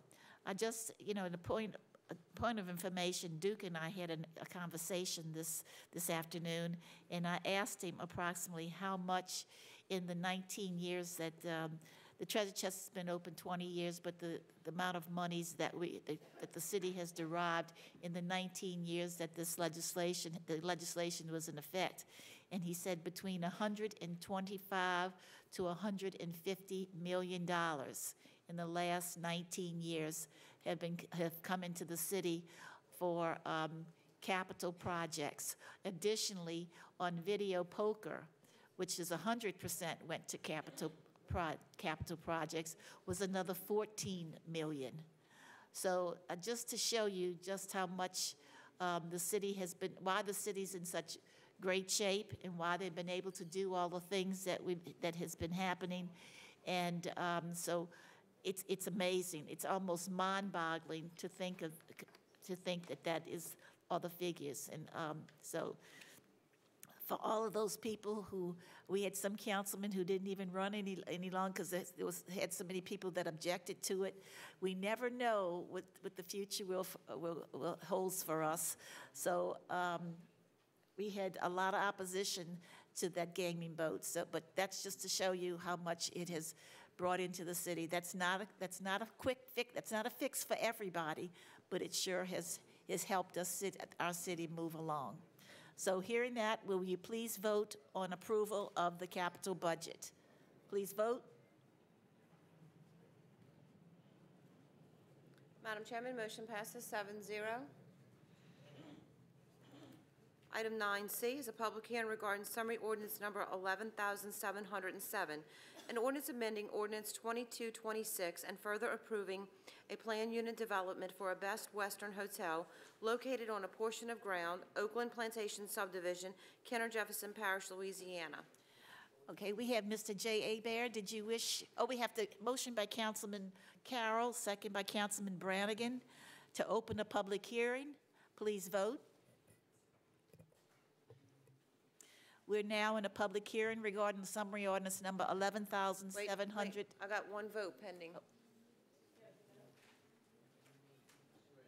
Mr. Stagney, did you vote? Yes, I did. Okay. Madam Chairman, motion passes 7-0 to open your hearing. We're now in a public hearing to discuss summary ordinance number 11,707. Mr. Hebert from Planning, would you give us a presentation, please? Yes, ma'am, thank you. The property fronts the south side of Airline Drive, adjacent east of the St. Charles Parish corporate limit, located in Council District 1. The property is currently undeveloped and consists of 116,367 square feet. The tract is governed by Special Ordinance 2226, which was adopted on January 9, 1978. The property is located along a section of the Airline Drive corridor that's primarily zoned heavy industrial and light industrial. The surrounding area contains a mixture of uses, including a motorhome and RV park, state machinery, the Kenner Airport Casino truck stop, and a warehouse loading facility west in St. Charles Parish. The proposal includes a new construction of a 3-story, 35,087 square foot Best Western hotel. The hotel will provide 71 guest rooms. The minimum off-street parking requirements for hotels is 1.5 parking spaces for each guest bedroom, plus 1 parking space for every 4 employees. Now, based on the current ratio of a minimum of 112 parking spaces are required, 79 are being proposed. That's leaving a deficiency of 33 spaces. However, that being said, the Planning Department, along with the University of New Orleans' Planning Division, is looking to adopt a more conventional and practical parking ratio of 1 space for each guest room. If the 1-to-1 ratio were applied, the proposed hotel site would meet the minimum off-street parking requirements. In addition to that, a dumpster corral will be located along the southwest side of the hotel behind the pool deck. The corral will consist of 180 square feet and include a metal gate and cinder wall. The proposed landscape plan has been reviewed and determined to meet the minimum requirements of the city's landscape ordinance. The maximum height of the hotel will measure 49.7 feet. It falls below the 100-foot height limit for the light industrial district, as well as the 60-foot height limit established by the Louis Armstrong International Airport's hazard aerial zoning airspace requirement. 2 Best Western building signs are proposed, 1 each for the east and west facades. The total sign area is 119 square feet. It falls below the maximum sign area limit of 250 square feet for the LI district. In addition, 1 9-foot high monument sign is proposed. The sign will consist of 112 square feet in front along the Airline Drive property side. With regards to utilities, no letters of opposition have been received from any utility public company or public agencies.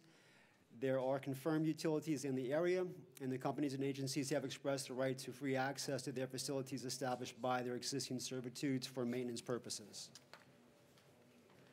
A construction permit from the East Jefferson Levy District will be required as a result of the proposed hotel being located adjacent to the flood protection facilities. Also, on March 24th of 2014, the St. Charles Parish Council adopted an ordinance approving and authorizing the St. Charles Parish President to accept a donation of servitude from the applicant for the maintenance of the St. Charles Jefferson Parish Drainage Canal, which is located adjacent west of the development site.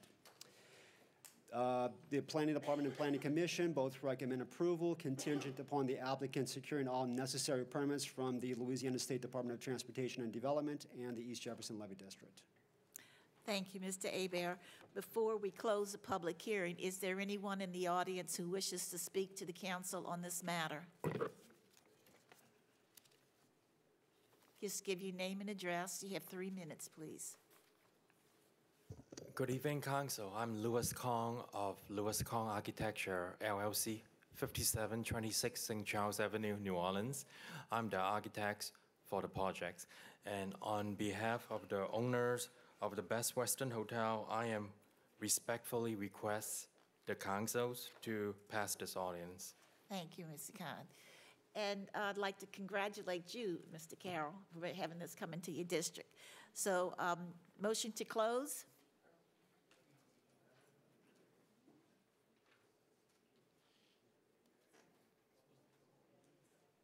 Motion by Councilman Carroll, second by Councilman Brannigan.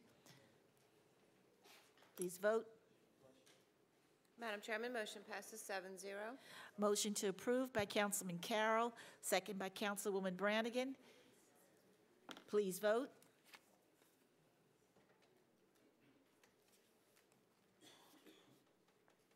Madam Chairman, motion passes 7-0.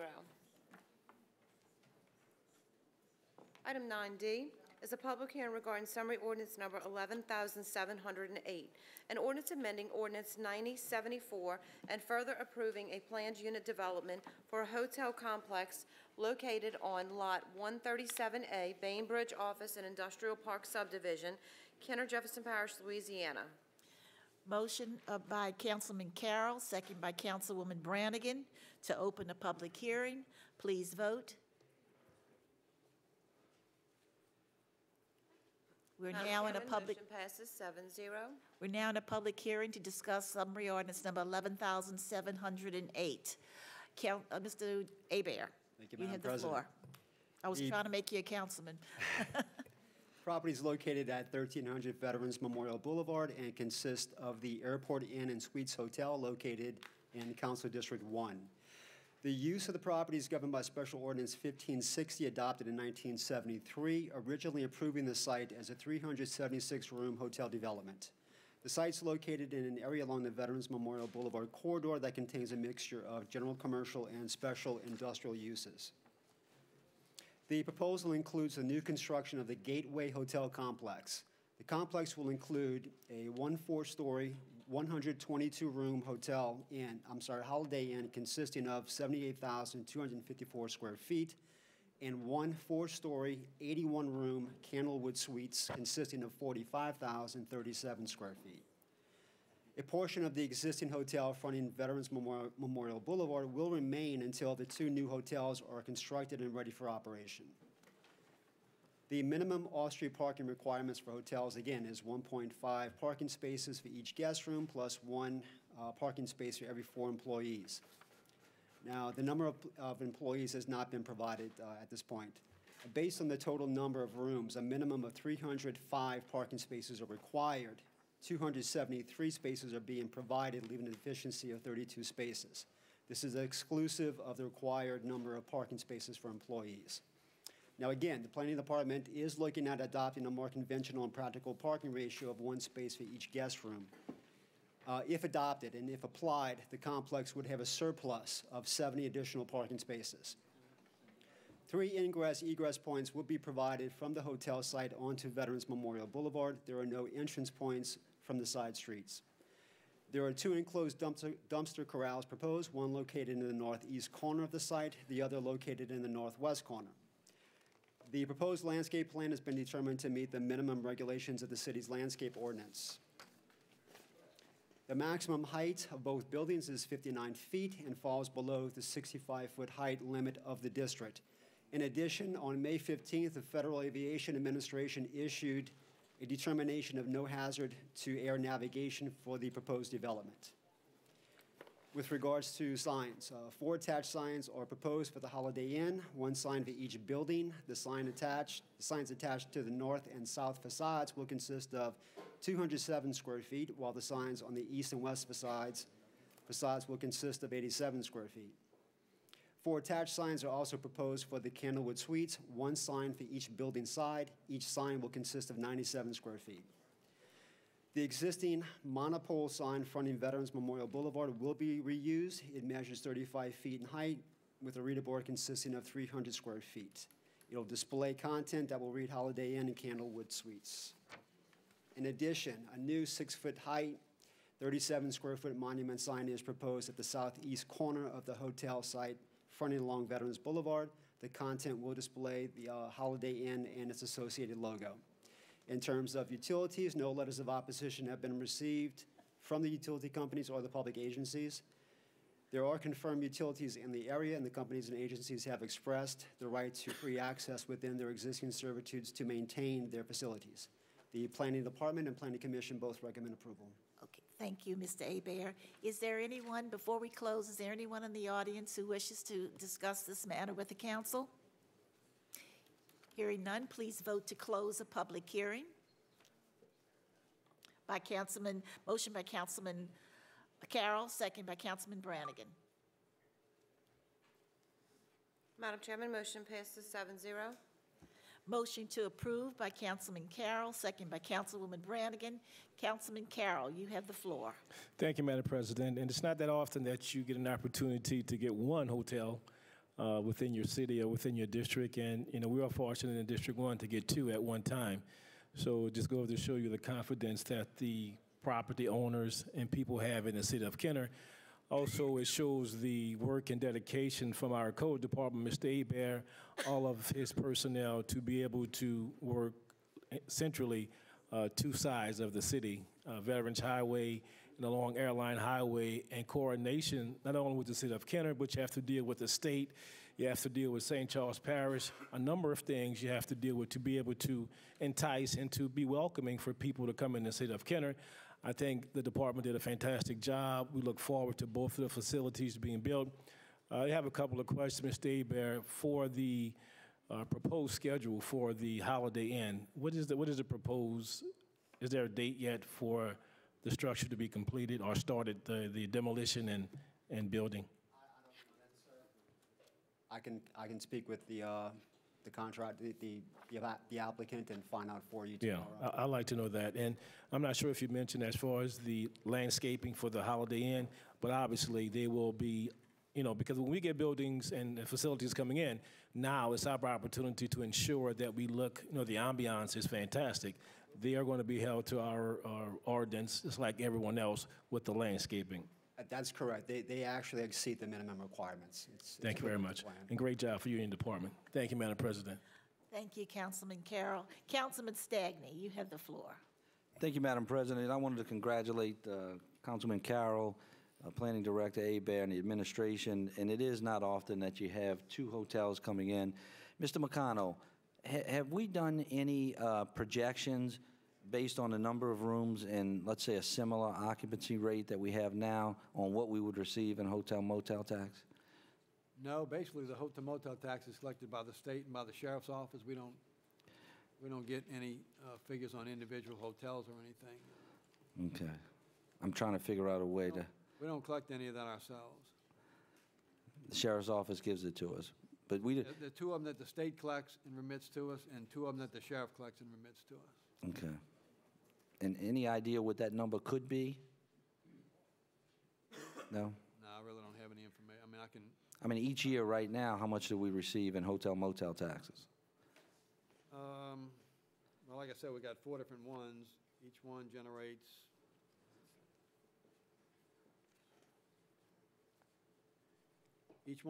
about $400,000. Okay. But not all of them, we get the whole thing. On the one that we dedicated to the Civic Center, we get the whole 1%. That generates about $400,000. Then we have the one that goes to Laketown and Rivertown. We get about $200 each on those. And then those 2 we come from the state. Then we have 2 that we get from the sheriff. One of those is 0.3% that's dedicated to tourism, and the other one is a half that's dedicated to. That's the one that we have to give to an agency that does tourism, and that goes. Right, to I'm familiar with ACB. that. All right, well, thank you. This is definitely going to be a benefit for our city, and I appreciate all the hard work everybody put in on it. Thank you, Madam President. Watching Councilman Carroll and Councilman Rayno, he might be able, trying to take some of that hotel motel tax that goes to Laketown and Rivertown. Okay, hearing no other discussion, please vote. Madam Chairman, motion passes 7-0. Item 9E is a public hearing regarding summary ordinance number 11,709, an ordinance approving the re-subdivision of lots X, Y, and Z, ARPANS 112 and 113 in Old Kenner subdivision, Kenner, Jefferson Parish, Louisiana, into Lot A1, ARPANS 112 and 113, Old Kenner subdivision, and improving a conditional use for a place of worship in a C2 general commercial zoning district to be located on Lot A1, ARPANS 112 and 113, Old Kenner subdivision. Motion by Councilman Carroll, second by Councilman Black, to open a public hearing. Please vote. Madam Chairman, motion passes 7-0. We're now in a public hearing to discuss summary ordinance number 11,709. Mr. Hebert, do you have a presentation? I do. Surprise, surprise. Madam President, the property consists of the former development site of the Lloyd's Furniture Showroom building located at 2325 Reverend Richard Wilson Drive in Council District 1. The property is zoned C2 General Commercial. The surrounding area contains a mixture of commercial uses, professional offices, and residential dwellings. The re-subdivision of lots X, Y, and Z into one lot of record is necessary in order to establish the minimum lot size needed to accommodate the use of the site for a proposed place of worship. New Lot 1A will consist of 32,414 square feet, and it'll front along Reverend Richard Wilson Drive with side frontage along both Jackson and Webster Streets. The existing building contains 2 floors consisting of 17,926 square feet. The building will include an assembly space of 206 seats with an additional 48 seats located on the second floor balcony. The parking area will be located behind the building with a one-way entrance from Webster Street and a one-way exit onto Jackson Street. Both Webster and Jackson Streets dead end at the toe of the Mississippi River levee. A minimum of 43 off-street parking spaces are required. 41 spaces are being proposed. Now, the deficiency of the 2 parking spaces is roughly 5%. As a backup, the applicant is in the process of formalizing a shared parking agreement with a nearby property owner. A majority of the landscaping will be located along the front of the property. 6 crepe myrtles along with 6 hollies, including shrubs, will be planted along the north, east, and west perimeters of the building. The proposed landscape plan has been determined to meet the minimum landscape requirements for the site. No letters of objection have been received from the utility companies or public agencies. There are no outstanding issues at this stage. Therefore, the Planning Department and Planning Commission recommend approval. Thank you, Mr. Hebert. Is there anyone from the audience who wishes to discuss this matter? If you do, please come forward now. Give your name and address.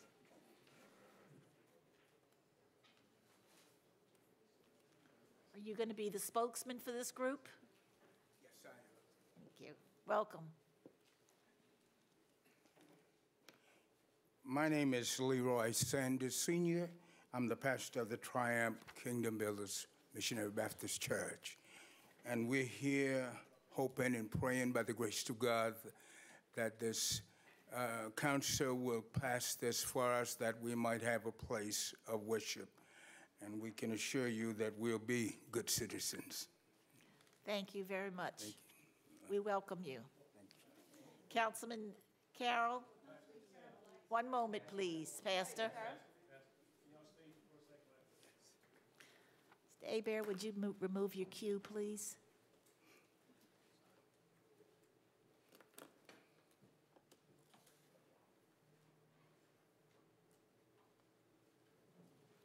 Councilman Carroll, you have the mic on. Thank you, Madam President. Now, we're still in we haven't decided, we have to close yet, but go ahead. If you wish to address them, you may. Okay, we'll close, and I'll just... You want us to wait until we close? Yes, yes. Okay, thank you. Don't mind, Pastor, hold on a second. Of course. If you don't mind staying right there. Okay. So now, we will, a motion by Councilman Carroll, second by Councilman Black to close the public hearing. Please vote. Motion by, Chairman, motion passes 7-0. motion by Councilman Carroll, second by Councilman Black to approve. Councilman Carroll, you have the floor. Thank you, Madam President. And as a council, as a mayor, and as the administration, one of the things that concerns the city of Kenner or any major city is when you have large buildings or large projects that have been a cornerstone of your city for many, many years, and for whatever reasons that they are no longer there.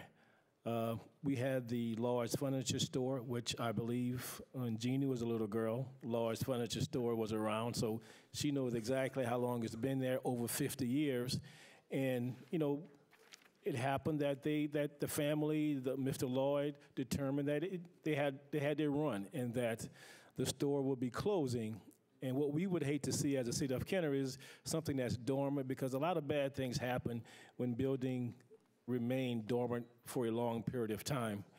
We were blessed that we did not have to wait long for this. I am honored and privileged to be able to welcome Pastor Sanders, who I have been knowing, well, correctly, who have been knowing me for my entire life. That's better said, because, you know, a little boy, went around in the city of Kenner with all of his children. His son Leroy went to school together. I've had the opportunity to coach many of his grandchildren, Hey, Java, how you doing? I see you back there. And Buddy Lawson. So you've been part of the community for a long time. It does well that now, again, we'll be able to have his church, his congregation, his family, his members into the city of Kenner to fill in a spot, a void that we've had. And we look forward to move from a building that at one time gave us materialistic things. Now the building will provide us with spiritual things. So I think we've come full circle, and we look forward to this to come. Thank you, Pastor Sanders. Thank you, Madam President. Thank you. Thank you, sir. Thank you, Councilman Carroll. And I even remember Levy's shoe store. I know you remember did. that? Yeah, I don't remember, but I know you remember, Gina. Oh, yes, you do. Yes, you do. It was Nah, right I'm just on kidding. the I corner remember. of your Yeah. street. Yeah. Okay. Remove your cue, please. Councilman Stagney, you have the floor. Thank you, Madam President. I just wanted to echo to Pastor Sanders, his family, and members of this church that it is our pleasure to vote to have you guys occupy the old Lloyd's building. The family and church have had a long history of civic and spiritual involvement in our community. We think y'all have done great things already, and we know a brighter future is ahead of all of us. So congratulations, and anything that we can do to help, I'm sure we will. Thank you. Thank you, Madam President. Thank you so much. And now, motion to approve. Please vote. By Councilman Carroll, second by Councilman Black. Madam Chairman, motion passes 7-0. Item 9F is a public hearing regarding summary ordinance number 11,710, an ordinance authorizing a public hearing and approving the proposed fiscal year 2014 annual action plan for the Community Development Block Grant CDBG program in the amount of $496,233 and the Home Investment Partnership Program in the amount of $154,260. Motion by Councilman Carroll, second by Councilman Stagney, to open the public hearing. Please vote. Madam Chairman, motion passes 7-0. We're now in a public hearing to discuss summary ordinance 11,710. Ms. Otero, Ms. Arlita Terrell. Thank you, Council President. This ordinance is basically asking, once again, the council's approval of our allocation that we've been notified that the city of Kenner received from the Department of Housing and Urban Development. As was read into the minutes, we have a CDBG allocation of $496,233, a home program allocation of $154,260. The department, along with the Community Development Committee, has submitted on behalf of the administration the proposed budget. It's been publicly advertised for 30 days in the newspaper. We didn't receive any comments of negative content to those activities. However, we do have some proposed changes tonight that will be handled by members of the Community Development Review Committee. So I'll defer to that when that time comes. For the benefit of the public, again, we're happy to be proposing a budget that includes social services that the department has been proud to offer and provide to the citizens of Kenner, continued housing assistance, and continued capital improvements throughout the city. So I ask your support and approval. Thank you. Thank you, Ms. Terrell. Is there anyone else in the audience who wishes to address this matter? Hearing none, please vote on to close the public hearing. Madam Chairman, motion passes 7-0. Motion to approve by Councilman Carroll, second by Councilman Stagney. Councilman Carroll, it's the Councilman Carroll show tonight. Thank you, Madam President. Mr. Terrell, would you please step back to the mic? Thank you. You know, the community development budget is something that I think myself sometimes take for granted, that we have these monies available, and it is a science that you have to have. Ms. Terrell has done a fantastic job. She brings experience from Jefferson Parish to us to be able to ensure that we continue to get these monies to be able to support our community. And it's a lot of things, a lot of people that have to meet with from the federal government standpoint, what we have to meet with. So I think this is something that institutional knowledge is that they have pays well for us to be able to not only address our budget, but the budget that has to be dealt with the federal government. And Ms. Terrell, as it relates to last year's budget and this year's budget, did we go down like the past, or do we maintain, or do we go up with our monies that we've been allocated? With this year's allocation, unfortunately, we received approximately a 4% cut from what we received last year in 2013. From what I'm reading in the guides that we get from Congress, the Senate is proposing next year to fund the CDBG budget at the current level. So hopefully it'll stay at the current level for next year and we won't see another cut. But we did have approximately 3.775, something like that, almost 4% reduction in the budget. With the home program, we did see an increase in funding for housing. It was approximately 12%. Right. So, you know, here again, we've been cut again. You know, who knows what's going to happen next year. But, you know, at least we have something, we have a program that's in place to be able to facilitate, you know, projects throughout the city. We look forward to that. You know, however you feel about it, one way or another, this is something that is advantageous to the city of Kenner. You know, I have an opportunity to speak with our congressman on a regular basis to be able to get his support for the monies to ensure not only the Louisiana, but for the whole country, because I believe under the circumstances with the financial situations, there are people who are in need of the services that the community development provides. So thanks again for your support. Keep up the hard work with you and your staff. Thank you. Thank you, Madam President. Thank you, Councilman Carroll. Councilman Stagney, you have the floor. Thank you, Madam President. When I first came into, that's good, Mr. Rao. You've done a great job. I'm just going to make some amendments based on the information that's been provided to you from the committee and what we've agreed upon. Did you want to say something else? No. Okay. Thank you I thought very you were much. telling me don't leave. No. You can sit down. You can sit down. You're good. In 2005, I got sworn in a little bit early, and I'd done a little research and found out that in District 2, we had some low to moderate income areas, and we'd never received any money. So for the last 8 years, and I'd like to thank Councilman Carroll's predecessor, now Judge Mark Johnson, who graciously allowed the district to recoup some money, but made us part of this process because we qualified for a certain section of District 2. And we provided drainage to the Westgate area, along with some other public works money, to where we've done hundreds of thousands of dollars in drainage. Well, in talking with Westminster Tower, which is a independent living facility, and much of the reason why we qualify under CDBG money, they were in need of kitchen equipment. And you all have a letter before you. Mr. Terrell's seen the letter, the administration's seen the letter, and they were asking for some help to feed these seniors, all of which are over 62, except some that are disabled and 55 or older. And they need some help. It qualifies under this program, and originally we had budgeted $16.5, and what I'd like to do is make some amendments to that, the old Wentwood Gym, and the Salvador drainage projects. Before us, I'd like to do it in Globo if it's possible. I'd like to add $13,000 to Westminster, bringing their total budget under this legislation on page 2 under capital improvements to $29,500.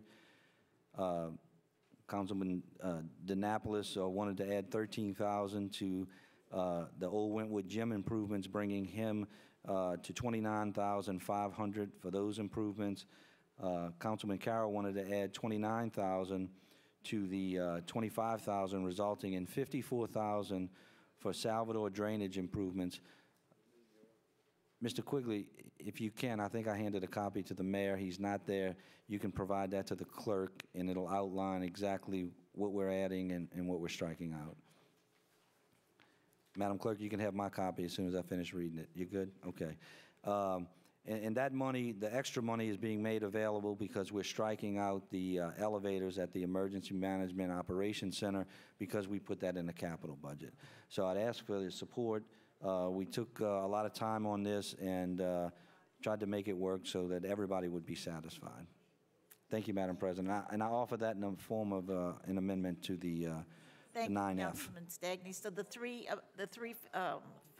amounts you're putting into one amendment, correct?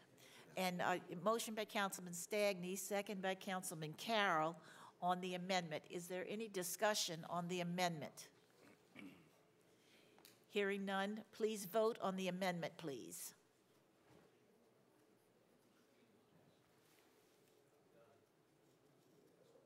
One more? And combobulated.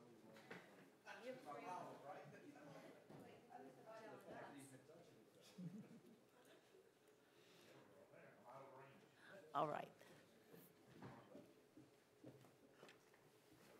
Madam Chairman, motion passes 7-0 on the amendment. Back to the original legislation. Please, Councilman DeNapoli, you'd like to speak on the legislation. Great, yeah. Basically, I can tell you that District 5 does benefit from the CBG block grant funding sources. It's been receiving it since about 2005, 2006. And I can tell you that most of that money has been used to rehabilitate a closed gym. You know, and I can tell you that gym now has a community center, and it also houses our boxing program, so it does do a great, you know, it's a great asset. It does a lot in our community, and with the District 5 has been definitely benefiting from it from the last 10 years from it, and I could tell you, hopefully, you know, with a new president coming in, hopefully we can see and maybe see something with Congress that they can allocate more money, because we used to get over $1 million, and now it's down to what, 500,000 now, basically. So you know, those funds are dwindling, and yet the need in the community is always increasing. And Arleta, you do a great job. It's been great working with you these past nearly 10 years, and thank you. Bye-bye.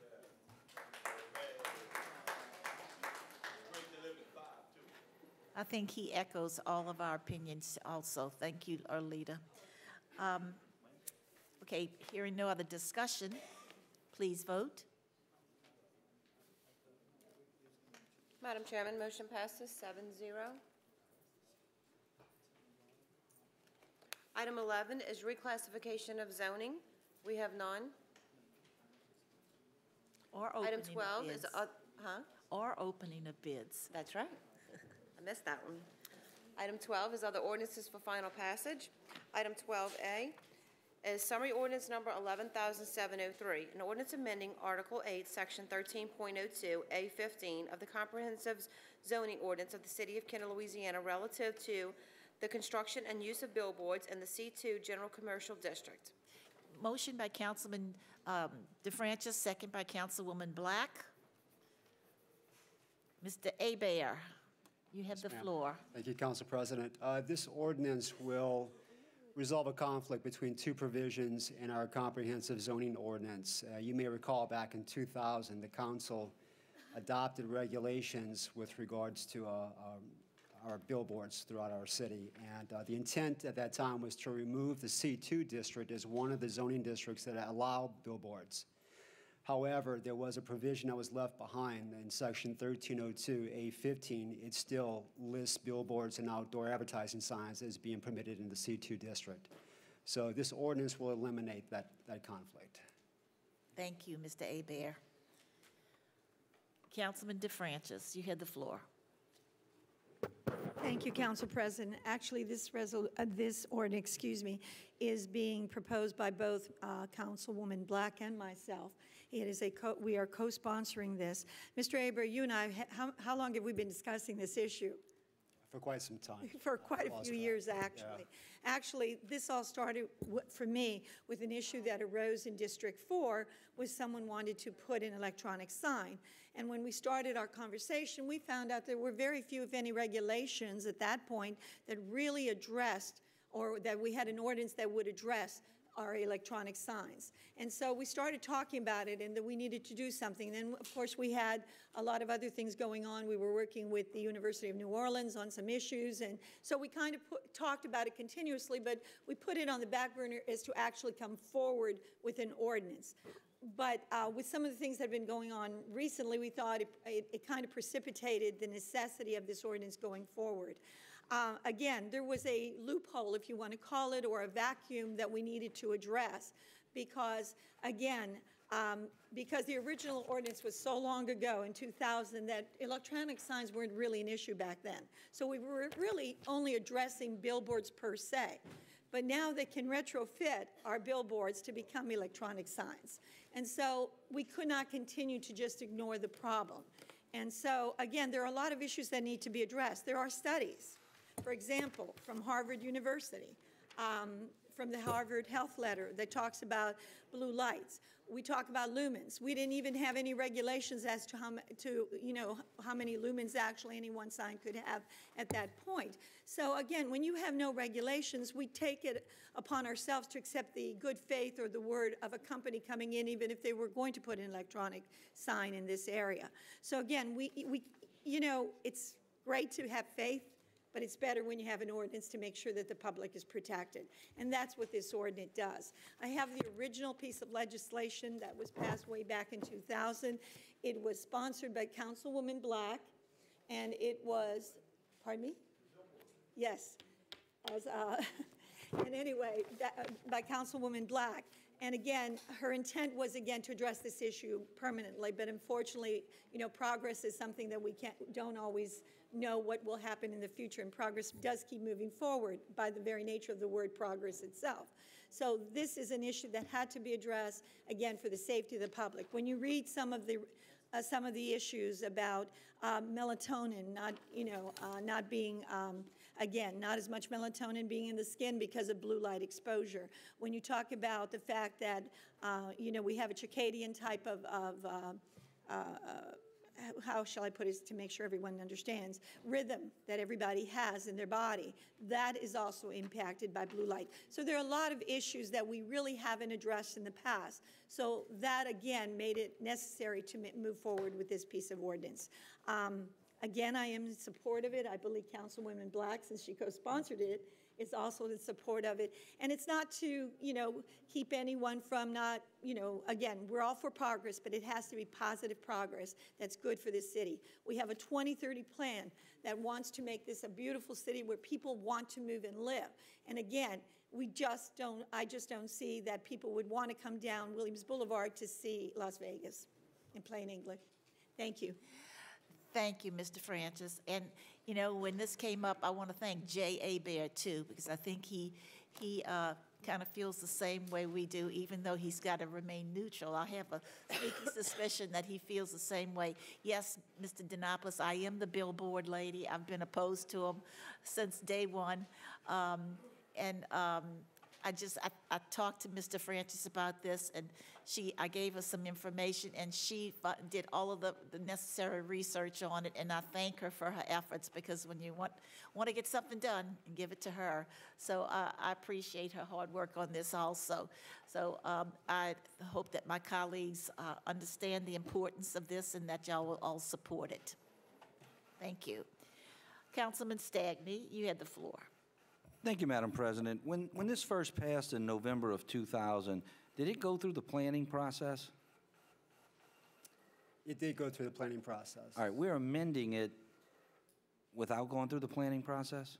This is an error. I mean, it's an amendment to the CZO, but of necessity, it was something that. No, I understand the conflict, but. It didn't go through the planning committee. Yeah, I don't know if maybe that process needs to be followed again, since you're amending something that went through the planning process, that the amendment to it should go through the process. And I understand it's clearing up the conflict. No, it's not clearing it up. It's a moratorium.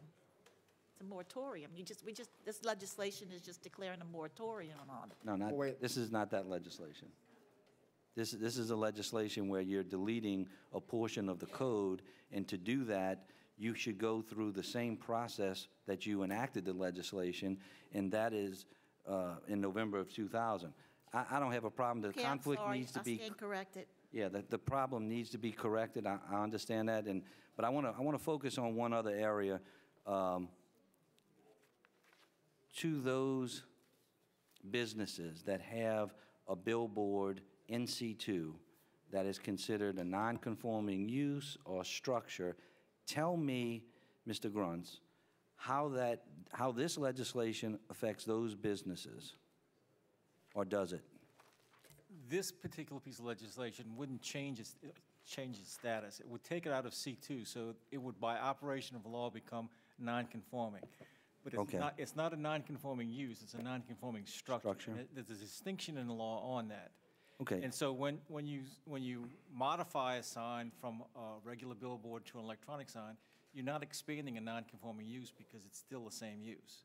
And you're not expanding the non-conforming structure because it's the same structure. All right. Well, and that was part of my issue, because if you're going to say that you can't update what is old and dilapidated signs that look very bad, we're going to leave those up there if those people who have a non-conforming use cannot continue to do it under. Right, and they can under the law. But okay, that's all I need.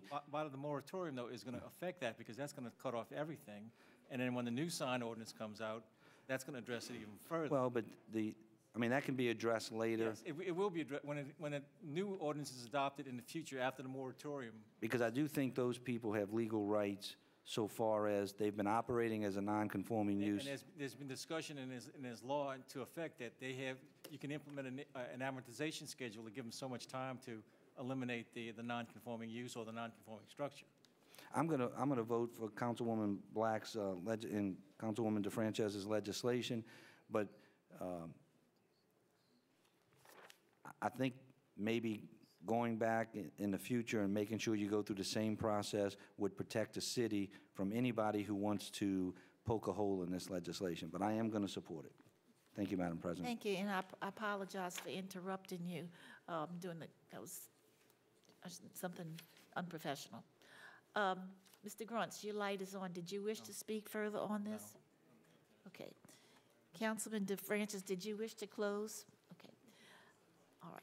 Motion to approve. Please vote. Please. Thank you.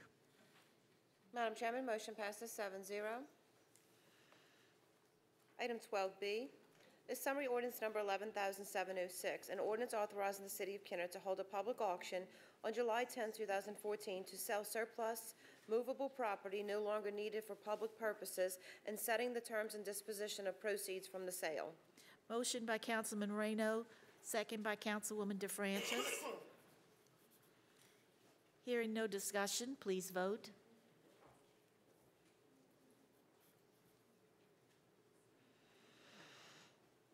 Madam Chairman, motion passes 7-0. Item 13 is resolutions and motions by council members. Item 13A is a resolution selecting the New Orleans Advocate as the official journal for the City of Kenner for the fiscal year of 2014 through 2015. Motion by Councilman Brannigan, second by Councilman Reyno. Councilman Brannigan, did you want to yield the floor, or did you want to open on this? We yield the floor to you. Mr. Come up and give your name. You know the procedure. Al Morella, 4260 East Loyola Drive, 5th District, 42 years. I only have one question. I'd like to know what was the determining factor in selecting the advocate, because I know the official journal had been the Times-Picayune. And what prompted this question, which you probably was going to state it anyway, was I know they had some extensive coverage yesterday of the City of Kenner in the Jefferson section of the Times-Picayune. That's what prompted my question. So more than likely it is price, but I would like to know what the determining factor was anyway. You're right about that. I'm going to turn the mic over to Mr. Gruntz. Yeah, when the bids were received, the advocate had the lower price per column inch, and as well they had a faster turnaround time within which to publish. So that was the criteria that we used in making this recommendation, but it's up to the council to make the selection. And I think it was 12 cents difference per line. In the, one was 80. One was 90-something, the other one was 83. Yeah, I think it came out to about 12 cents per line, and that could be considerable when you have as many lines as we have. So that's what we governed it by bids. Am I correct on that? Yes. Okay, thank you. Okay, thank you, Mr. Morello. Councilwoman Brannigan, you have the floor.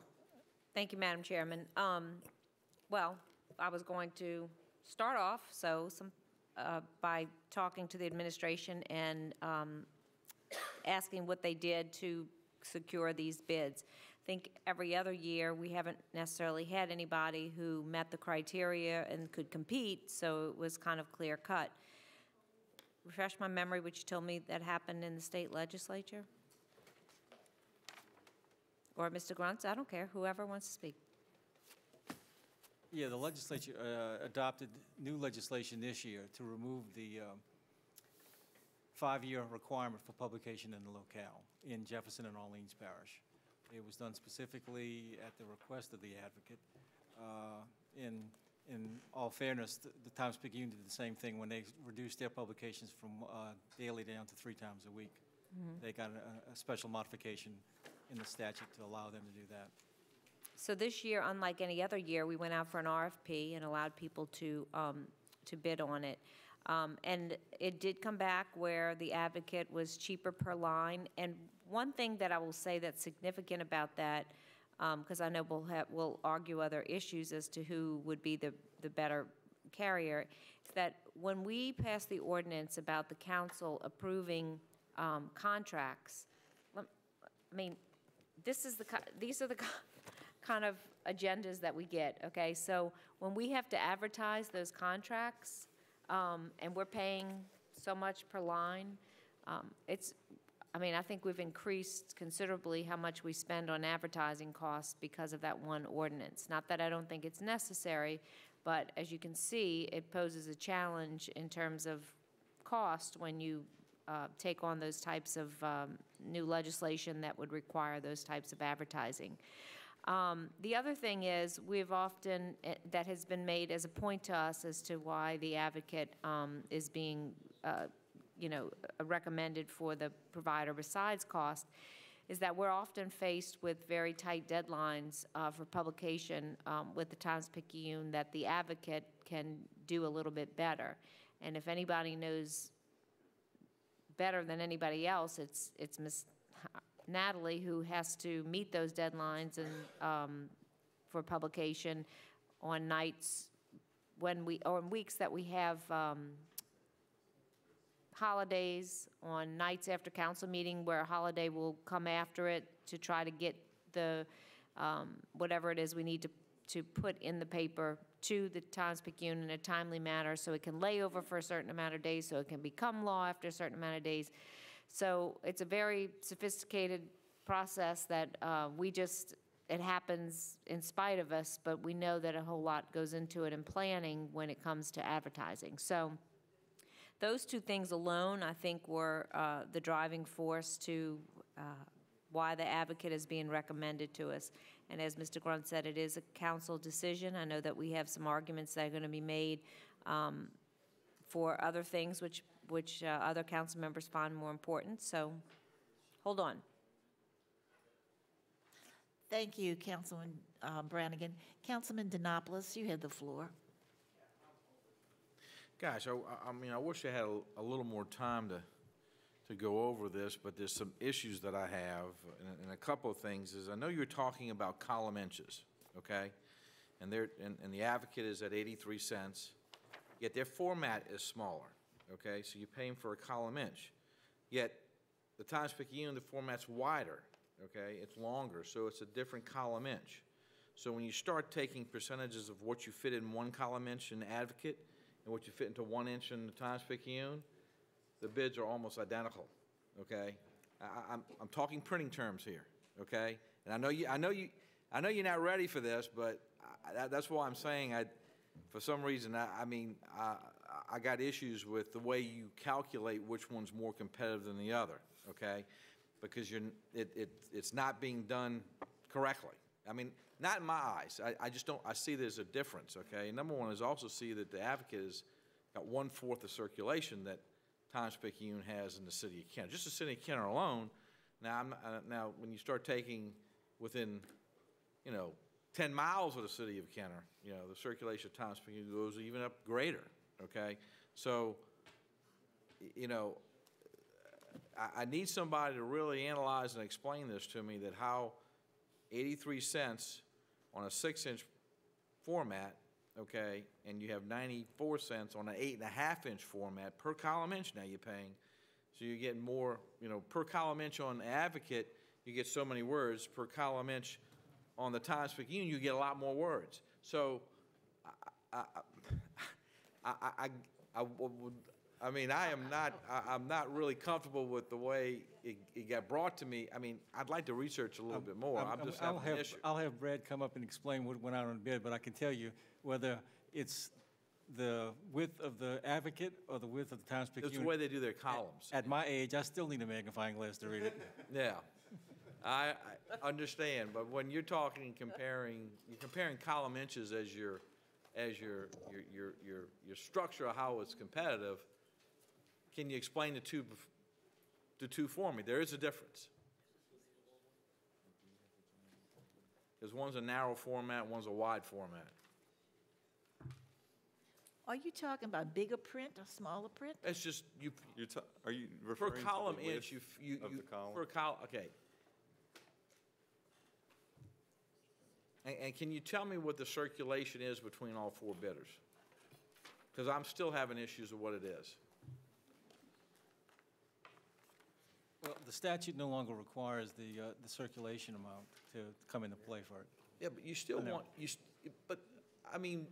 this council has to advertise. I understand, and it's your decision, but what I'm telling you Right. is that's not a criteria that we could use to make a recommendation, because it's not required. Well, I mean, in the statute. it's like, let me take another sample, okay?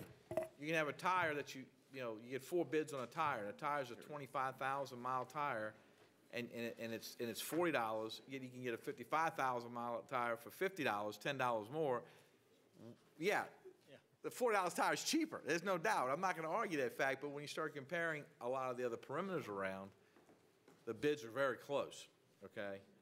And then I have to go to my next column is circulation, okay? Because I know Miss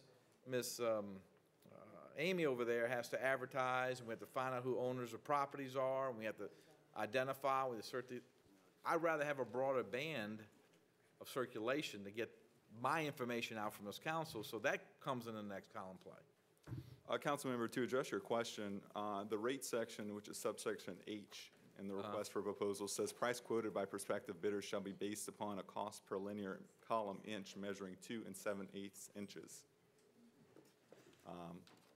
Beyond, as far as addressing your question concerning, the differences between the 2 newspapers, Okay. I can't get into specifics of that. I don't have the knowledge or background to be able to do so. However, we do have representatives from the Advocate and the audience who may be able to address your questions. Right. If you so desire. And the, that's one, is what do I mean, how much verbiage do I get, how much coverage do I get per column inch? And secondly, is what concerns me is circulation. I mean, that's my biggest concern, because I can tell you I'm voting for the large, I mean, if they're close. Sure. Okay, and when I start looking at wide format versus narrow format and all that sort of stuff, I'm seeing those numbers come closer, okay? And then at the next column I look at is gonna be circulation. And at that point, the significantly one above all of them. Well, as the city attorney mentioned, obviously, the choice of the selection of the official journal is the prerogative of this body. There were several criteria that were set forth. I mean, obviously, price is one of them. Obviously, any official journal would have to meet the requirements of law. Circulation is also one of them. In this case, the price was deemed to be lower for the Advocate. That was one of the criteria as far as making a recommendation to this body. And the turnaround time that was previously mentioned was 36 hours from initially notifying the paper of what is to be printed versus a particular day I believe the Times-Picayune prints on Wednesdays for legals, and or I think the deadline is sometime Thursday or Friday of the week before. So those were some of the factors that were taken into account for the recommendation to this body. As far as weighting the factors and making the selection, that is your prerogative. Gotcha, understood. Well, you see my concerns is price is not the only thing I'm looking at. Sure. Okay, because the circulation, wide format, narrow format, there's all sorts of things that I'm looking at. You know, what can you accomplish in a column inch versus in this newspaper versus that newspaper? It's you know. You Sure. see where I'm going with it. Sure, and as I it gets a lot more complicated than just looking at 83 cents or 94 cents. Sure, and as I mentioned, I think there are representatives, excuse me, from the advocate that are here. If you have any specific questions to address. Yeah, let's go. We're ready. Thank you. Go right ahead, my friend. Councilman Stegner, you have the floor next, but would you allow this gentleman to speak? I have still the floor. Is that correct? I thought Okay. you- Yes, please. I'm. Oh, Councilman Denopoulos, would you allow this gentleman to speak? Absolutely. You will still maintain the floor after he's done. Give your name and address, please, sir. Good evening. I'm Dan Shea. I live at 313 Cedar Drive in Metairie, and I'm the president of the New Orleans Advocate. Could I answer the question perhaps on column inches? Yes. Which, as someone who learned my trade with a piker pole, I'll admit it can be confusing. The city of Kenner does try to get that standard, since of course there are 4 different publications who are eligible, and they each have different width sizes. So you require a 2 7/8 inch. It normalizes it. Our bid is cheaper by approximately 15% or 12 cents. Okay. And what is your current circulation in Kenner right now? We distribute approximately 2,000 per day. One thing you'll find about us, it goes up every day, which is an unusual phenomenon in the newspaper industry. Moreover, you talked about breadth and width. The current official journal limits their printing to what they call the Kenner or Jefferson-Picayune, while we are willing to run this in the main part of the paper, which has a broader circulation of over 30,000. That's particularly important, I think, if you're looking for a bidder on a contract, electrician, professional services, you'll reach a much broader market through us. And I think that was one of the selling points we stressed, in addition to be willing to run any day of the week. If you want to have to have an emergency council meeting on a Monday, we'll put your ad in on Sunday. You're not availed to that, at least not the rates we're quoting, which are the lowest. Our goal was to save the city of Kenner money and to provide 7-day coverage, the same thing we're doing with all our readers. Right. And I understand savings of money, but we could, but I want to make sure that we're getting the best product. And what I'm saying by product is that our circulation and getting out these informations to the public, okay, regardless of what it is, okay. I just want to be able to reach more people, because then we hopefully, are doing our due diligence better. That's all. I think by reaching our 30,000 paid subscribers and all the additional paid subscribers we're going to get this year, football season is coming, and that'll be a big boost. I got a question. Why is the Advocate, there's, I don't know, 70,000 people living in Kenner. Why are we so small? Why is it just 2,000 in Kenner? I know you say it's growing every day, but you guys have been around a few years, okay? Well, actually, we have not. The Advocate, up until 2012, had no circulation in metropolitan New Orleans. 2 years. After the closing of the Daily Times-Picayune, or the conversion to 3 days a week, the prior owners of the Advocate started a paper. It had a big boost because of the anger at the beginning, but since we've taken over, we've doubled the circulation and intend to double it and triple it and quadruple it again. In this day and age, to see a newspaper growing, we're the fastest growing newspaper, probably one of the few growing newspapers in America. Absolutely. So we're very happy. I should point out that Senator Martini sponsored this legislation, and it was every member of the Jefferson Parish delegation, both in the House and in the Senate, signed off as co-sponsors. Appreciate it. Thank you. Thank you, sir. Councilman Denopoulos? I'm going to let other council people speak. Thank you. Okay, you're done. Would you remove your cue, please? Councilman Stagny, you have the floor. Thank you, Madam President. The purpose of having an official journal is for your bid advertisements, your legislation, your legal notices, notices of elections. It should hit as many people as possible. And I applaud the New Orleans Advocate. I applauded that they entered the arena. Competition is always a good thing. But you can actually do the paper 10 times a day to the readership in Kenner, and it still wouldn't equal up to what the Times-Picayune coverage is in the city of Kenner. I've handed out a graph to everybody that talks about the Times-Picayune circulation in Kenner. And I can't get it on the screen, but if you look at the households that they hit, it's just under 18,000. They have paid subscribers of over 6,000, almost 7,000, and they have their TMC product that actually goes to all the other households. You can look in the RFP packet that we all got under the New Orleans Advocate, and their total number of households in Kenner paid, and also where you may go buy it somewhere, is 1,852. It's not even close. The purpose of what we're doing is letting our public know what we're doing and advising them of bids that come out. Now, that's the circulation in Kenner. The circulation in the metropolitan area, it's not even close. Not even close. The TP, and listen, I say this having been one of those people as we serve over the years that may have been attacked by the Times-Picayune. But we need to do what's right by our citizens. Price is not the primary component, because if it doesn't have the reach, nobody's reading it.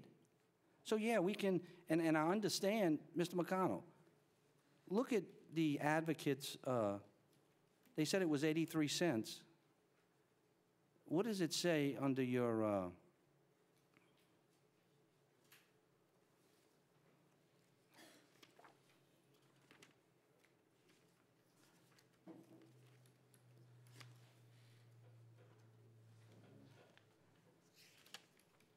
didn't they submit and it's not a bid, by the way, so you're not bound by it. To me, the biggest priority, and that's why we have the freedom to select who we think is right. You have the solicitation.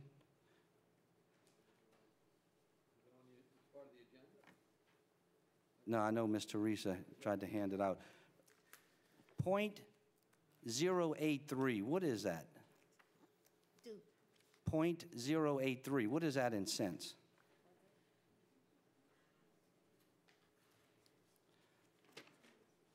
The Times-Picayune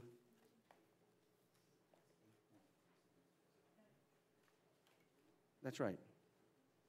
The Times-Picayune gave a price of .95. By the way, that's what we pay now. Now, we're talking about something that cost the city under $10,000. According to Mr. McConnell's office, it's $8,575. We've not missed deadlines. The Times-Picayune, they have a 2-day turnaround, and I know the Advocate says they have a 36-hour turnaround.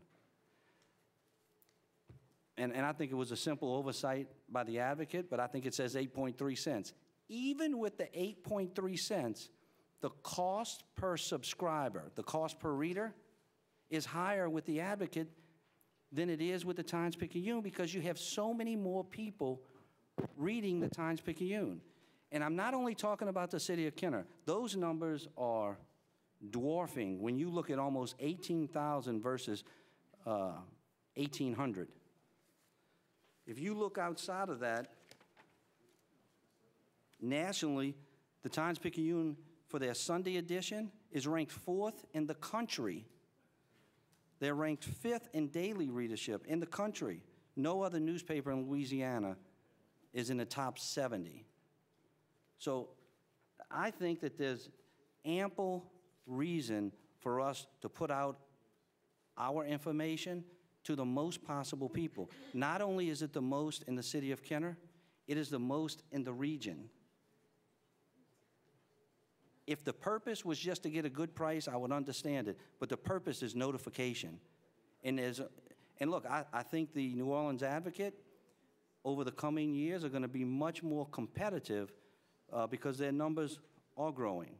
But they're just not there yet, simply because they could. They removed the requirement to allow them to become the official journal. Doesn't mean we should authorize them to become the official journal.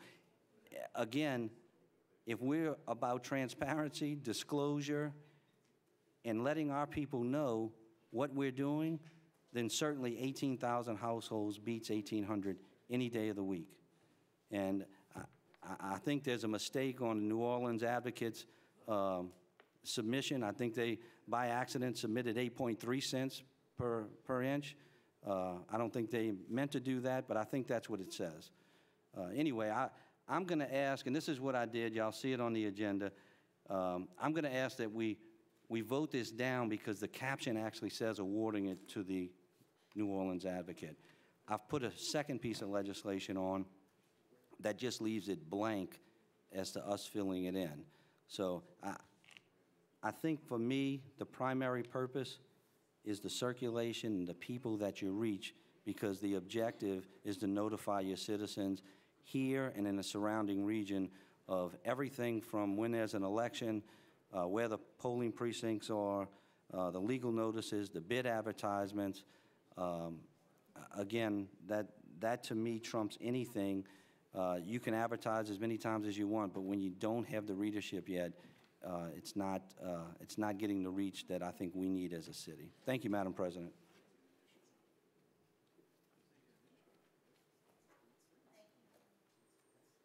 Thank you, Mr. Stagney. I'd like, I know Councilman Carroll, I know you have the floor next, but I'd like to ask the gentleman from the Advocate, is what he just said, is it correct? Is it a mistake that it's 8 cents? I'm a little confused here, and I'd like you to clear the record. I think I would. We have 0.83, or 83, no, 0.83. I think this goes to Councilman Donopoulos' point about the confusion of printing. That is the per line equivalent of the inch. But if it's an issue for the city of Kenner, even though it's a tiny amount of money, we will stick with that. It's a request for proposal, but you know, if that's what you want, if you do the conversions, we have 13 jurisdictions we're bidding in, and all except one other asks for a per agate line measure, which gets into the column issues you raised. So that's just the conversion. It comes out the same when you put it on the same grid. So in actuality, you all are how much cheaper than the Times-Picayune? We're charging about $100 a page for the exact same amount of copy. I believe it's a public record point, I think they're $114 a page. And you publish about, I think Councilman Stagney said about $10,000 worth of legal advertisements per year. I should note in terms of reach and elsewhere that for no charge, we put all our legal and official notices online at the New Orleans So your bid is actually $14 a page less. Correct. Than the second bidder. To the extent the magic of printing produces it, that's our intention. Okay. I just wanted that clarified because, you know, he brought up some very good points, and I want to make sure that when we vote, you know, I always say give it to the lowest bidder, but he's brought up some very good points, and I just wanted to make sure that that was correct. So the actual per page is $14 a page less. Correct. Okay. Of what you're paying now, I don't know what the other eligible bidders, which include City Business and Gambit. I would note that all the statistics cited and what I worked at the Times-Picayune for 20 years, so I'm very familiar I was very proud of that statistic at one time in terms of their reach, but the mechanisms simply don't reflect our growth, and those are relatively old numbers, and in fact, the Advocate is not in that class of paper that's measured. We have extreme penetration throughout East Louisiana. Thank you. Thank you, Councilman Carroll. You have the floor. Thank you, Madam President. And, for the sake of not being redundant, I'm not going to go over some of the things I had earlier written down because we've pretty much beat this to death. But I will say that, I am obviously no William Randolph Hearst as far as column size and print size and all this information. I'm not the person to be the expert, but I will say that I am one of the persons who felt, disappointed that the Times-Picayune went from 7 days a week to 3 days a week. I think we miss out a lot by that, but that's just my personal preference, along with a lot of people within the greater New Orleans area. It is fantastic that the Advocate is here now because now it is a competition to be able to say, okay, we have another newspaper that's possibly can give us what we want. Based on the information, I just feel that at this point, Mr. Morella made a fantastic point, and I think we all are kind of skirting around it, that, our gut is that right now the Advocate is not at the place that we feel, or I feel, to reach the number of people, a number of our constituents with the information that we are required to get the information out. Doesn't say they won't be tomorrow, and I think it is good for us to be able to look at it for years to come. But that's pretty much where I am right now. My gut feeling is that based on the circulation, the local circulation, I'm a little bit uncomfortable to turn over the reins to someone else right now. But, I want to thank the attorney. He did a fantastic job. He did what he was asked to do based on what we normally do, based on the finances. And just like, with all our contracts, normally we go with the lower bidder, but there are times that we don't, based on the quality, based on the contractor themselves, that sometimes there are some things that require us to sometimes choose the higher bid. For me, this is one of those times, and hopefully it can change in the future. But I think we owe it to our citizens, all of them, to be able to make a good decision. And I think right now, to change right now will maybe not be the best thing to do right now. Thank you, Madam President. Thank you, Councilman Carroll. Councilwoman DeFrancis. Thank you, Council President. I listened closely to what everyone had to say.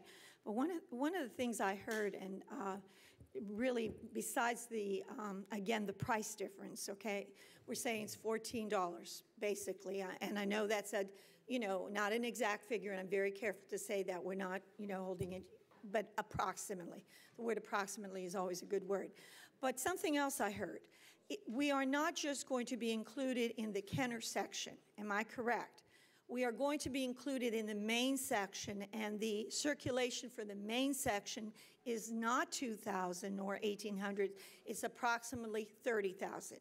And that's what I heard was being said here.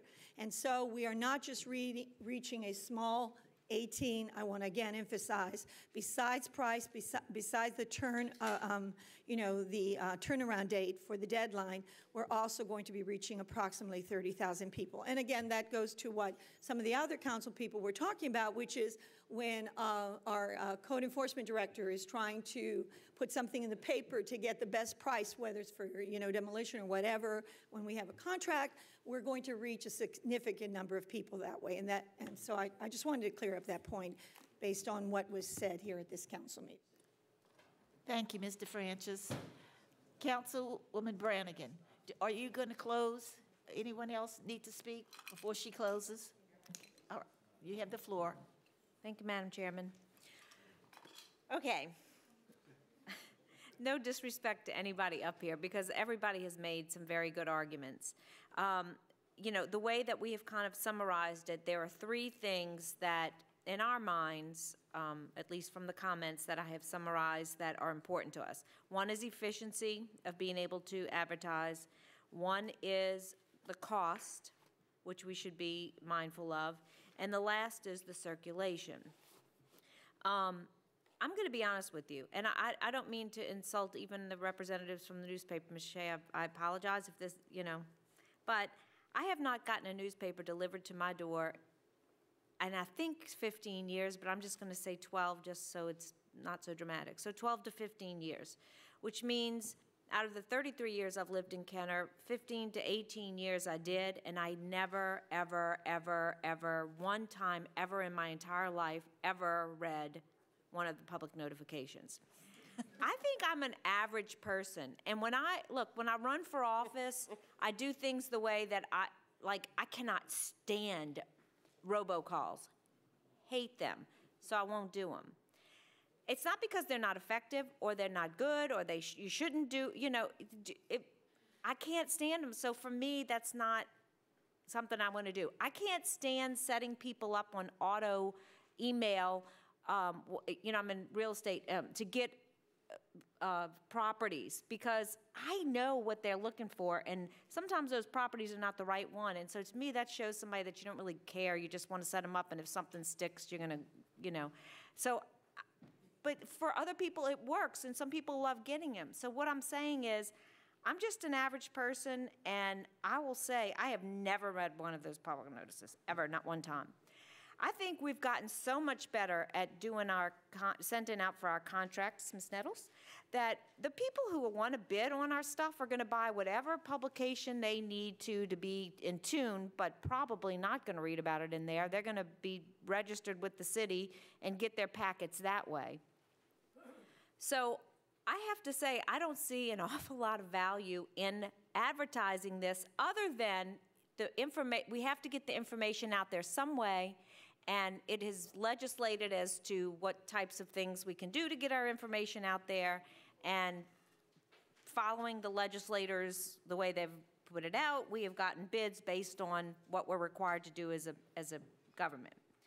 So I want to ask, who is the parish's, who's the parish's, Thomas-Picayune? And before that, I think they used City Business. And so City Business is like the smallest little circulation of all of them. They're not even delivered to your home, and they're just dropped off at different places for people to pick up if they happen to pass by and they're bored. You know what I'm saying? Or they enjoy the City Business. I didn't mean that as a disrespect to them. So what I'm saying, guys, is I think we're putting an awful lot into that people are just waiting at home, and they subscribe to the Thomas-Picayune because they want to get our notifications. I think those who think that's important will seek out the information, however it's given out. But I think we're really kind of a little arrogant thinking that everybody's waiting to see what we have to say. Okay, so I am going, and I don't disrespect any of the points that the other people made. I think we should go with the cheapest price because I think that's what we have a responsibility to do. And if, in fact, that it raises the advocate's readership, which I don't think it will, then it will prove your point that circulation was important because people want this information. But I don't think it's going to sell one more paper for you, honestly. I really don't. And so I think with that mindset, and whether you followed that or not, we have a responsibility to go with the cheapest price to meet the criteria of what we're expected to do as a government, and that is to put out our publications in the people and offer the opportunity to the people who can meet the criteria, and that's what we did. So I'm voting for the advocate. Thank you. I can't tell you how much I enjoyed that. And I think everybody in the audience, from the look on their face, the same thing. Thank you for being so blunt and so helpful. Very well put. Hearing no other discussion on the legislation, please vote. You have a light on? Did you?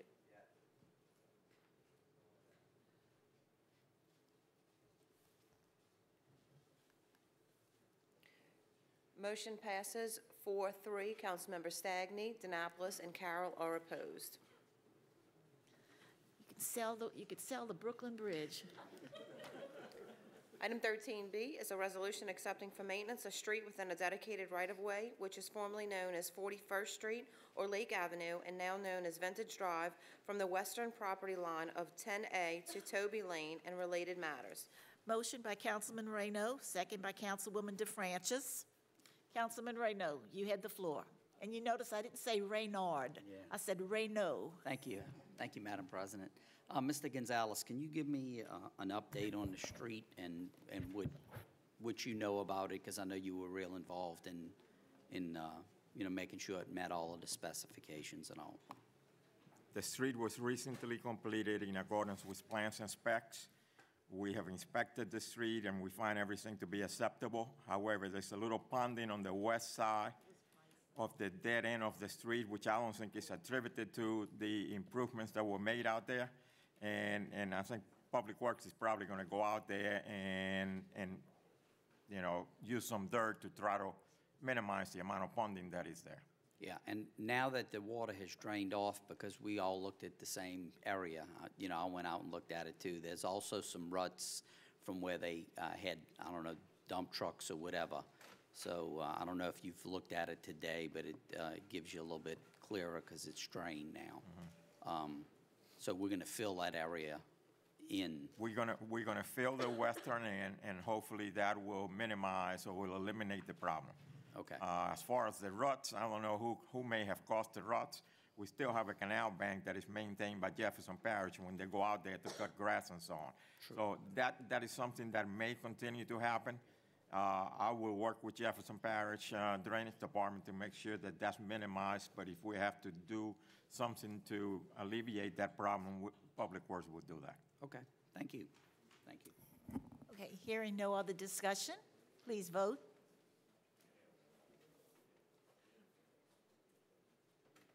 One more. Madam Chairman, motion passes 7-0. Item 13C is a resolution selecting the official journal for the City of Kenner for the fiscal year of 2014-2015. Motion by Councilman Stagney, second by Councilwoman Brannigan to remove. Please vote.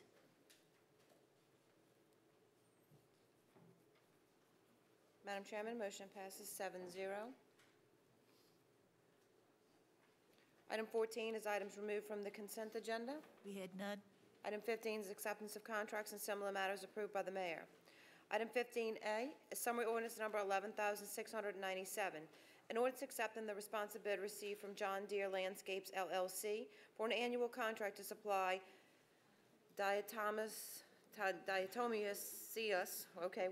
soil drying agent for sports fields in accordance with sealed bid number 13-6186 in an amount not to exceed $10,000 per year for the Department of Parks and Recreation. Motion by Councilwoman Brannigan, second by Councilman Donopoulos. Please vote. Madam Chairman, motion passes 7-0. Ken Maricoli says it's diamaticious. Diamaticious. Item 15B is summary ordinance number 11,698. An ordinance accepting the responsive bid received from Vulcan Incorporated for the supply of aluminum sign blanks on an as-needed basis in accordance with seal bid number 16-6214 and an amount not to exceed $80,000 per year for the Department of Public Works. Motion by Councilwoman DeFrancis, second by Councilwoman Brannigan. Please vote. Madam Chairman, motion passes 7-0. Item 15C is summary ordinance number 11,699, an ordinance accepting the responsive bid received from Carlo Detta Incorporated for the supply of ready-mixed concrete on an as-needed basis in accordance with seal bid number 14-6209 and an amount not to exceed $125,000 per year for the Department of Public Works. Motion by Councilman Reynaud, second by Councilwoman Brannigan. Please vote. Motion passes 7-0. Item 15D is summary ordinance number 11,700, an ordinance accepting the responsive bid received from Barrier Construction Company, LLC, for the supply of asphaltic paving material on an as-needed basis in accordance with seal bid number 14-6208 and an amount not to exceed $200,000 per year for the Department of Public Works. Motion by Councilman Stagney, second by Councilwoman Brannigan. Please vote.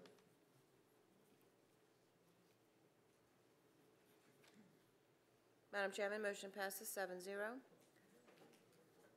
Item 15E is summary ordinance number 11,701, an ordinance authorizing the utilization of state contract number 408247 for the purchase and installation of office furniture at the Kenner-owned facility located at 1801 Williams Boulevard from the Hahn Company, care of DKI, in the amount of $7,010.84 for the Inspection and Code Enforcement Department. Motion by Councilman Stagney, second by Councilwoman DeFrancis. Okay, excuse me. Motion by Councilwoman DeFrancis, second by Councilwoman Brannigan. A correction. Please vote.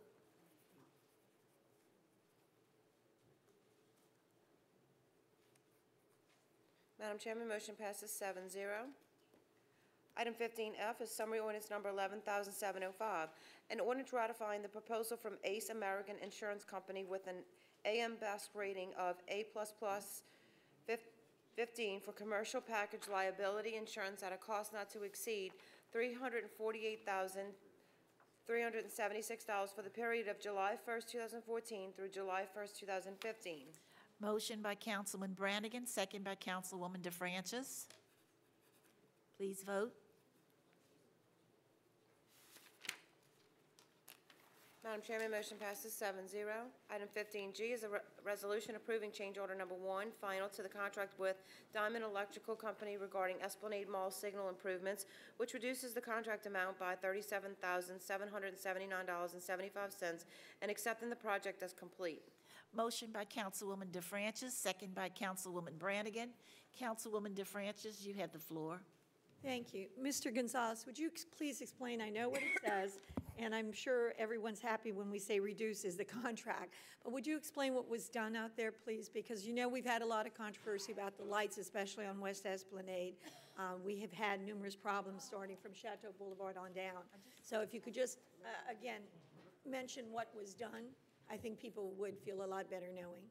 This was a combination of signals under this contract. I think there were 2 on West Esplanade by the mall. Right. And there was another one on 32nd Street, the entrance of the mall. And what we have done, if we have, we have placed, state-of-the-art equipment out there with cameras, okay, to allow for those traffic signals to operate more efficiently. And this is something that you can probably notice right now. I think those 2 signals by the Esplanade Mall on West Esplanade are operating in sequence right now. Yes. And traffic is probably moving more efficiently. And something similar is happening at 32nd and the mall with the cameras and the loop detectors, everything working together towards improving traffic movement. And since we're talking about traffic signals, before we take a vote, I just want to put on the record, we did talk about the traffic signal on 32nd Street, the signage regarding the signal on 32nd Street, that you were going to talk to the DOTD. I want to just remind you about that. And we've had conversation, and the one on Chateau Boulevard and West Esplanade. So at some point, if we could get together again and discuss those 2 issues, I'd appreciate it. But thank you for explaining to the public exactly what was done and where the money was spent, and I'm so glad there's a reduction involved. Thank you. Okay, seeing no further discussion, which machine do you want me to vote on? Does it matter? Okay, seeing no discussion, please vote.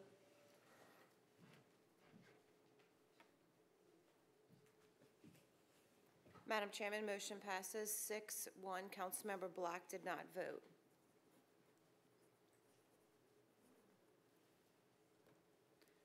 Item 15H is a resolution approving change order number 2 to the contract with Frisch's Electric Company regarding the replacement of playground lighting at Susan Park Playground, which increases the contract amount by $41,509.85 and increases the contract time by 70 days. Motion by Councilmember Carroll, second by Councilmember Brannigan. Council members, please vote.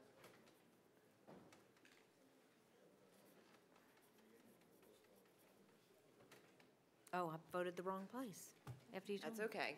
Motion passes 6-1. Councilmember Black did not vote.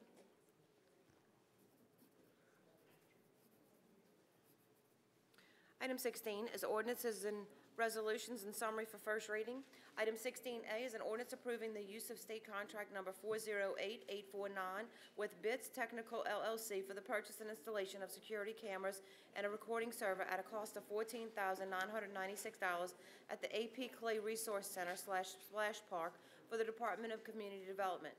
Item 16B is an ordinance authorizing the utilization of the Jefferson Parish contract number 55-13322 with Beverly Construction Company, LLC, for the purpose of limestone aggregate on an as-needed basis in an amount not to exceed $125,000 annually for the Department of Public Works. Item 16C is an ordinance accepting the responsibility received from Silver Screen Supply, LLC, and the amount of $19,616.70 for the purchase of 14 outdoor tents and 10 roller bags to be used at special events in accordance with telephone bid number T14-2171 for the Department of Parks and Recreation. Item 16D is an ordinance accepting the responsibility received from Hall Signs Incorporated for the supply of sign poles, brackets, and miscellaneous sign supplies on an as-needed basis in accordance with seal bid number 14-6215 and an amount not to exceed $100,000 per year for the Department of Public Works. Item 16E is an ordinance accepting the lowest responsive bid received for an annual contract to provide asphalt, street maintenance, and small jobs in an amount not to exceed $1 million annually in accordance with seal bid number 14-6221 for the Department of Public Works. Item 16F is an ordinance accepting the responsive bid received from Beverly Construction Company, LLC, for an annual contract to provide concrete flat work on an as-needed basis in accordance with seal bid number 14-6213 and an amount not to exceed $300,000 per year for the Department of Public Works. Item 16G is an ordinance accepting the lowest responsive bid received from MST Enterprises, LLC, in the amount of $39,950 for the landscaping and related construction, including retainer wall, irrigation, and lighting for the gateway sign located at the Williams Boulevard I-10 exit in accordance with seal bid number 14-6202 for the Department of Public Works. Item 16H is an ordinance accepting the responsive bid received from National Polyfab Company, Incorporated, for the supply of mesh, roll wire, rebar, metal keyway, and chairs on an as-needed basis in accordance with seal bid number 14-6212 and an amount not to exceed $135,000 per year for the Department of Public Works. Item 16I is an ordinance accepting the responsive bid received from New Light Electrical Wholesalers, LLC, for the supply of electrical supplies on an as-needed basis in accordance with seal bid number 14-6216 and an amount not to exceed $200,000 per year for the Department of Public Works. Item 16J is an ordinance approving the purchase of one Ford F-150, one Ford F-350, and one Ford Explorer from Lamarck Ford in the amount of $89,805 utilizing Jefferson Parish contract number 55-000137770 for the Department of Fleet Management. Item 16K is an ordinance accepting the responsive bid received from Beverly Construction Company, LLC, for an annual contract to provide concrete maintenance and small jobs on an as-needed basis in accordance with seal bid number 14-6210 and an amount not to exceed $1,400,000 per year for the Department of Public Works. Item 16L is an ordinance amending the Kenner Code of Ordinances, Chapter 2, Article 1, relative to providing holidays and providing for related matters. Item 16M is an ordinance adopting 6-month moratorium on the acceptance of permit applications for the installation, erection, construction, replacement, modification, and electronic message signs within the City of Kenner, accepting vested applications and applications for the repair of existing electronic message signs, pending consideration and adopting of the new or revised zoning ordinance provisions that the City of Kenner may deem advisable for the promotion of public health, safety, and welfare, and providing for related matters. Item 16N is an ordinance amending ordinance number 10,747, which approved amendment number 1 to the engineering agreement with Linfield, Hunter, and Junius Incorporated in order to correct the typographical error in Section 1 concerning maximum contract amount. Item 16O is an ordinance amending the 2013-2014 operating budget and the 2006-2007 and the 2011-2012 capital budget to make necessary year-end budget adjustments. Item 16P is an ordinance approving the First Amendment to the lease agreement by and between City of Kenner and New Singular Wireless PCS LLC concerning a portion of ARPANT Lot 120, Old Kenner Subdivision, Kenner, Jefferson Parish, Louisiana, which is adjacent to the Arthur P. Clay Community Resource Center. Item 16Q is an ordinance approving the First Amendment to option and lease agreement by and between the City of Kenner and the New Singular Wireless PCS LLC concerning a portion of parcel D4-B Highway Park Subdivision, Kenner, Jefferson Parish, Louisiana, which is adjacent to the Pontchartrain Convention and Civic Center. Item 16R is an ordinance approving the First Amendment to the PCS site agreement by and between the City of Kenner and STC 5 LLC concerning a portion of parcel D4B Highway Park subdivision, Kenner Jefferson Parish, which is adjacent to the Punch Train Convention and Civic Center. Item 16S is an ordinance authorizing the purchase of one Bobcat 3400 XL STD diesel utility vehicle at a cost of $12,218.20, utilizing the State of Louisiana contract number 409085 with Clark Equipment Company, doing business as Bobcat Company for the Department of Fleet Management. Item 16T is an ordinance establishing the policy of notification to the governing authority of all lawsuits and financial settlements by the City of Kenner. Item 17 is reports from the council on a special committee. Councilman Stagney, you have the floor. Thank you, Madam President. I guess the mayor's not here, Mr. Quigley. I received a phone call from a Kenner constituent who has a business who apparently won a contract with the Kenner Housing Authority. My understanding is, according to him, they haven't met because they don't have enough commissioners. Is that Mr. Small? Yes. Yeah, I spoke to him. I spoke to him this week. We're addressing that. No, it's up to the administration to go ahead and appoint. We're working. How long has it been that we haven't had enough to make a quorum? We have enough to make a quorum, but we're in the process of interviewing right now. How many appointments are there to make? 2. 2? Yes. Okay. All right, thank you. Also, one of probably the most egregious legislation that came out of Baton Rouge when we somewhat started our term back in, I thought it was around '07, was the Southeast Regional Airport Authority, unprecedented expropriation power across 3 parishes, usurped our zoning laws, and I'm proud to say that on behalf of the efforts for this council and through a 3-parish area, Representative Tom Wilmot passed legislation repealing the Southeast Regional Airport Authority. And so on our way out, I'm glad that that is not, over the heads of Kenner citizens who would have no rights to themselves if they maintain that expropriation power. I'm going to read what Representative Wilmot sent regarding this. On behalf of the citizens and residents of Kenner, Metairie, River Ridge, and St. Rose, I thank you and the Kenner Council for sharing your concerns and those of the Council throughout the past 6 years regarding the need and the ways to oppose the implementation and use of the expropriation powers of the Southeast Regional Airport Authority, also known as SARA. Please know that the entity no longer exists and has now been officially repealed by HB 1244, which I authored. The many battles are over, with our citizens and residents winning the quiet but very threatening political war. Sincerely, Tom Wilmot. And during that time, helping Tom Wilmot, taking the floor, doing everything they could to make sure Kenner had good representation, but trying to strip those powers was also Representative Tony Legge, and thank him for his help and support. Mr. Gonzalez. A little more local and much more specific, 3245 Idaho. We had made a request, Mr. Dillencofer was still here at the time, regarding handicapping that corner, and there were some pine trees that some of those branches were falling and also adding to some disrepair right in that area. And I don't know if I've already signed a fund form, but that has not even started. Is there a way that we can address that? You may have signed the forms already, but I believe we have issued a work order for the handicap ramps for that corner. Okay.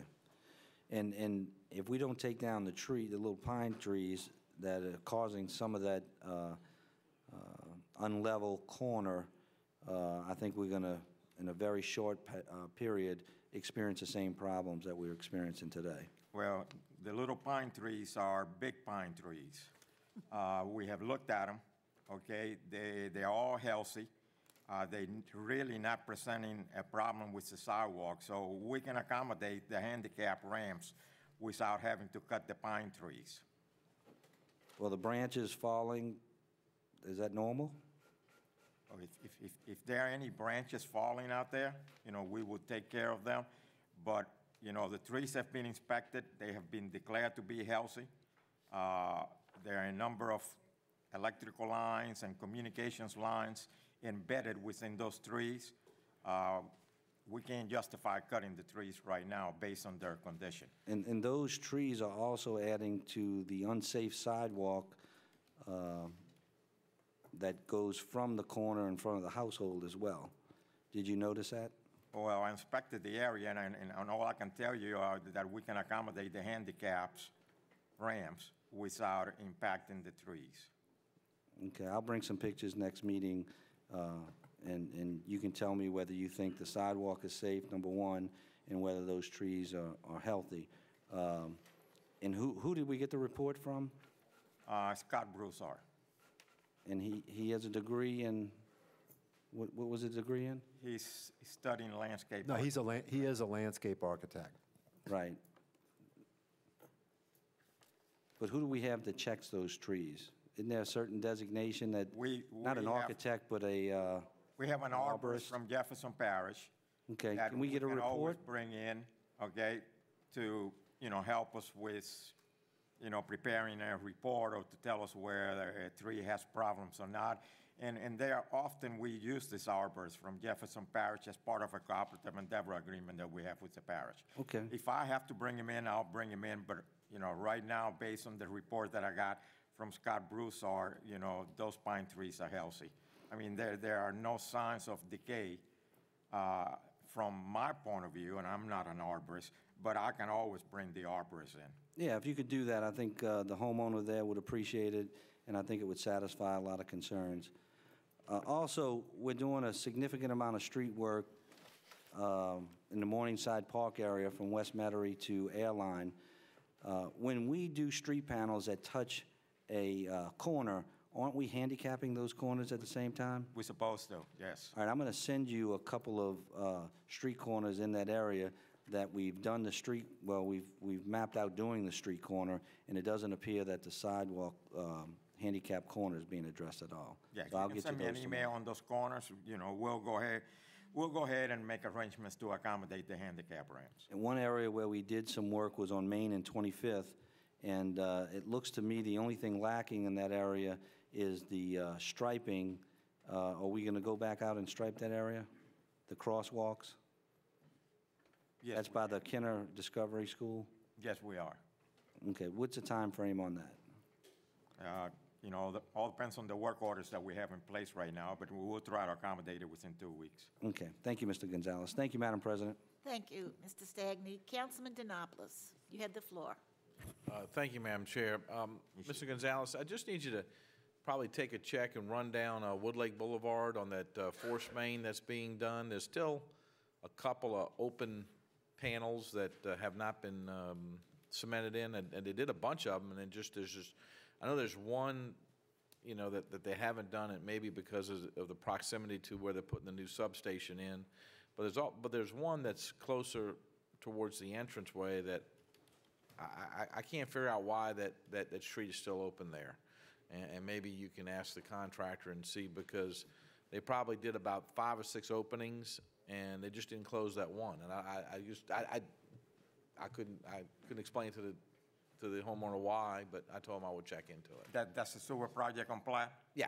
Well, that is a sewer project on Platt, but it's the remember, I think we ran a force main down Woodlake Boulevard. Right. So this is all the way towards almost the entrance. There's an open, that hasn't been, concrete in like the rest of the openings were. Okay. And I don't know if they forgot or what. I'm just, maybe they need to leave it open because they're having finished tying things in. I don't know. I'll check. Thanks. Thank you, Madam Chair. Thank you. Anyone else have anything?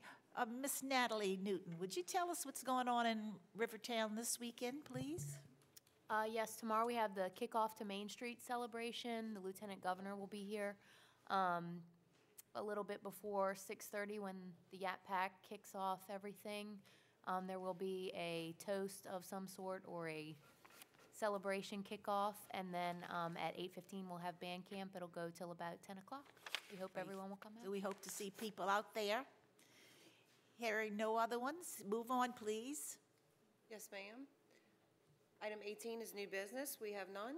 Item 19 is unfinished business and no motions to reconsider or remove from a tabled position. We have none. Item 20 is persons wishing to address the council on special subject matters. Yes, we do. Yes, I have it. Mr. Larry Daigle. Thank you. Larry Daigle, 4128 Tulane Drive, Kenner, Louisiana. Ms. Code Enforcement Director, I have a question for you. We ride down the streets and see all these signs, open house here, lost dog found, reward. Kenner's got signs out all over the place, and we have garage sales. We pay to get the permit. We put signs out just for that day, and we pick them up in the evening. We go to pick them up, they're gone. Code enforcement picks them up. What's good for one ought to be good for the rest of the people. So we made more signs. We had it Friday and Saturday. So we made more signs Friday night. We put them out Saturday morning. People say, oh, we didn't know you had a garage sale till we seen your signs. Y'all didn't pick them up Saturday. Evidently, y'all don't work on Saturday. Yes, we do work. Well, y'all picked them up Friday during the day, but Saturday I went back to pick them back up, and they were still there. So what I'm trying to say is why we can't advertise for that one day, because we pick up our signs at night, and the ones that don't pick them up, that's the ones that got the address on a billboard. Find them. Find the ones that don't pick them up, but we pick ours up. We put them out Friday. They were gone. We put them all out Saturday. We went and picked them all up Saturday night. So if I look at it this way, if you pick them up, I don't see what the problem is. But I can ride down the street right now and show you. They got signs all over. Lost dog here, open house here, garages. My guys are pretty vigilant with regard to picking up signs. Typically, we don't have any exceptions for it, but you know, if we know that there's a garage sale going on and you have a permit for it, I like to let my guys know that so that they don't pick it up. But typically, the law is that if it's in the public right-of-way, it'll be removed. If it's on private property, if you have a friend who has a corner lot and you put it on their property line, you're fine with that. That's what I'm saying.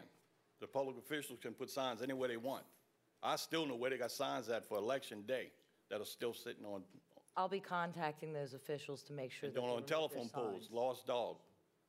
And then on the neutral grounds, open house today. We do pull those down. If you give me a call and let me know, we'll have them removed. That's promptly. not my job to look around for signs for y'all. That's code enforcement's job. Absolutely, I agree with you, but we do have guys. But that I'm do trying to that say on a what's regular good basis. for one ought to be good for everybody else. And I agree with you, and So that's all I had I'll to make sure my guys do a more thorough job if that's Okay, an issue. that's all I had to say. Mhm. Good night.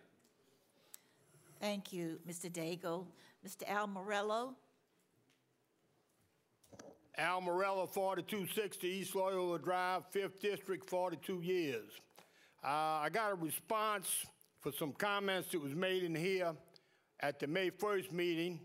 I had a prior commitment on the 15th. That's why I missed the last meeting.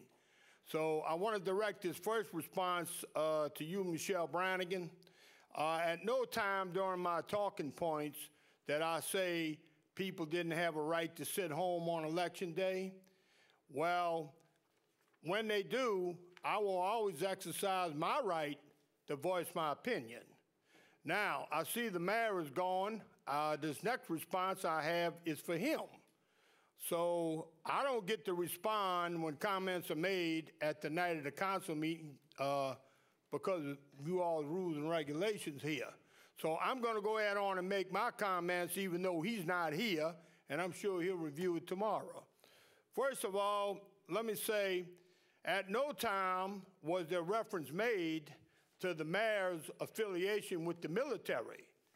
The reference I made was to those members of the armed forces who made the ultimate sacrifice But since the mayor saw fit to chime in after I sat down and couldn't respond, okay, let me say this.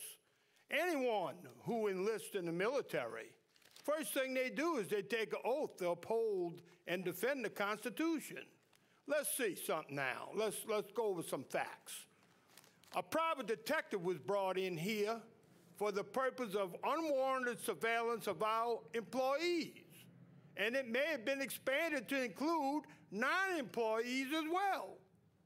$42,000 of our money was paid to settle a lawsuit by one of our employees and was concealed from the public and most of this council. And I say most of this council, not all.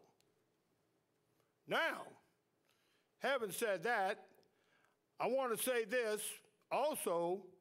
I will never make reference of the mayor's affiliation to the military, ever. Now, Mr. Daigle's still in the audience. I want to respond to some of his comments, one of his comments in particular, okay? Mr. Daigle, it seems like people are taking your advice. More and more people are getting the hell out of Kenner every day. Now, so be careful what you ask for, Mr. Daigle, because the people who choose to stay, they may be faced with some unbearable taxes. Okay? Now, I want to say this to you, Councilman Stagney, the comments you made about the Kenner Housing Authority. It's been 1 month. They never had a meeting last month. They got 3, they 2 commissioners short. All it takes is for one not to be able to make it, and there's no quorum. Now, once again, one of those articles in the Times-Picayune that I was referring to earlier, once again, there's a cloud of controversy hanging over our city. Anybody got any comments, any questions for me? Your time has expired. Thank you, ma'am. I actually gave you 20 seconds more. Thank you again. Mr. Louis Kong, he came earlier. So with that, do I have a motion to adjourn?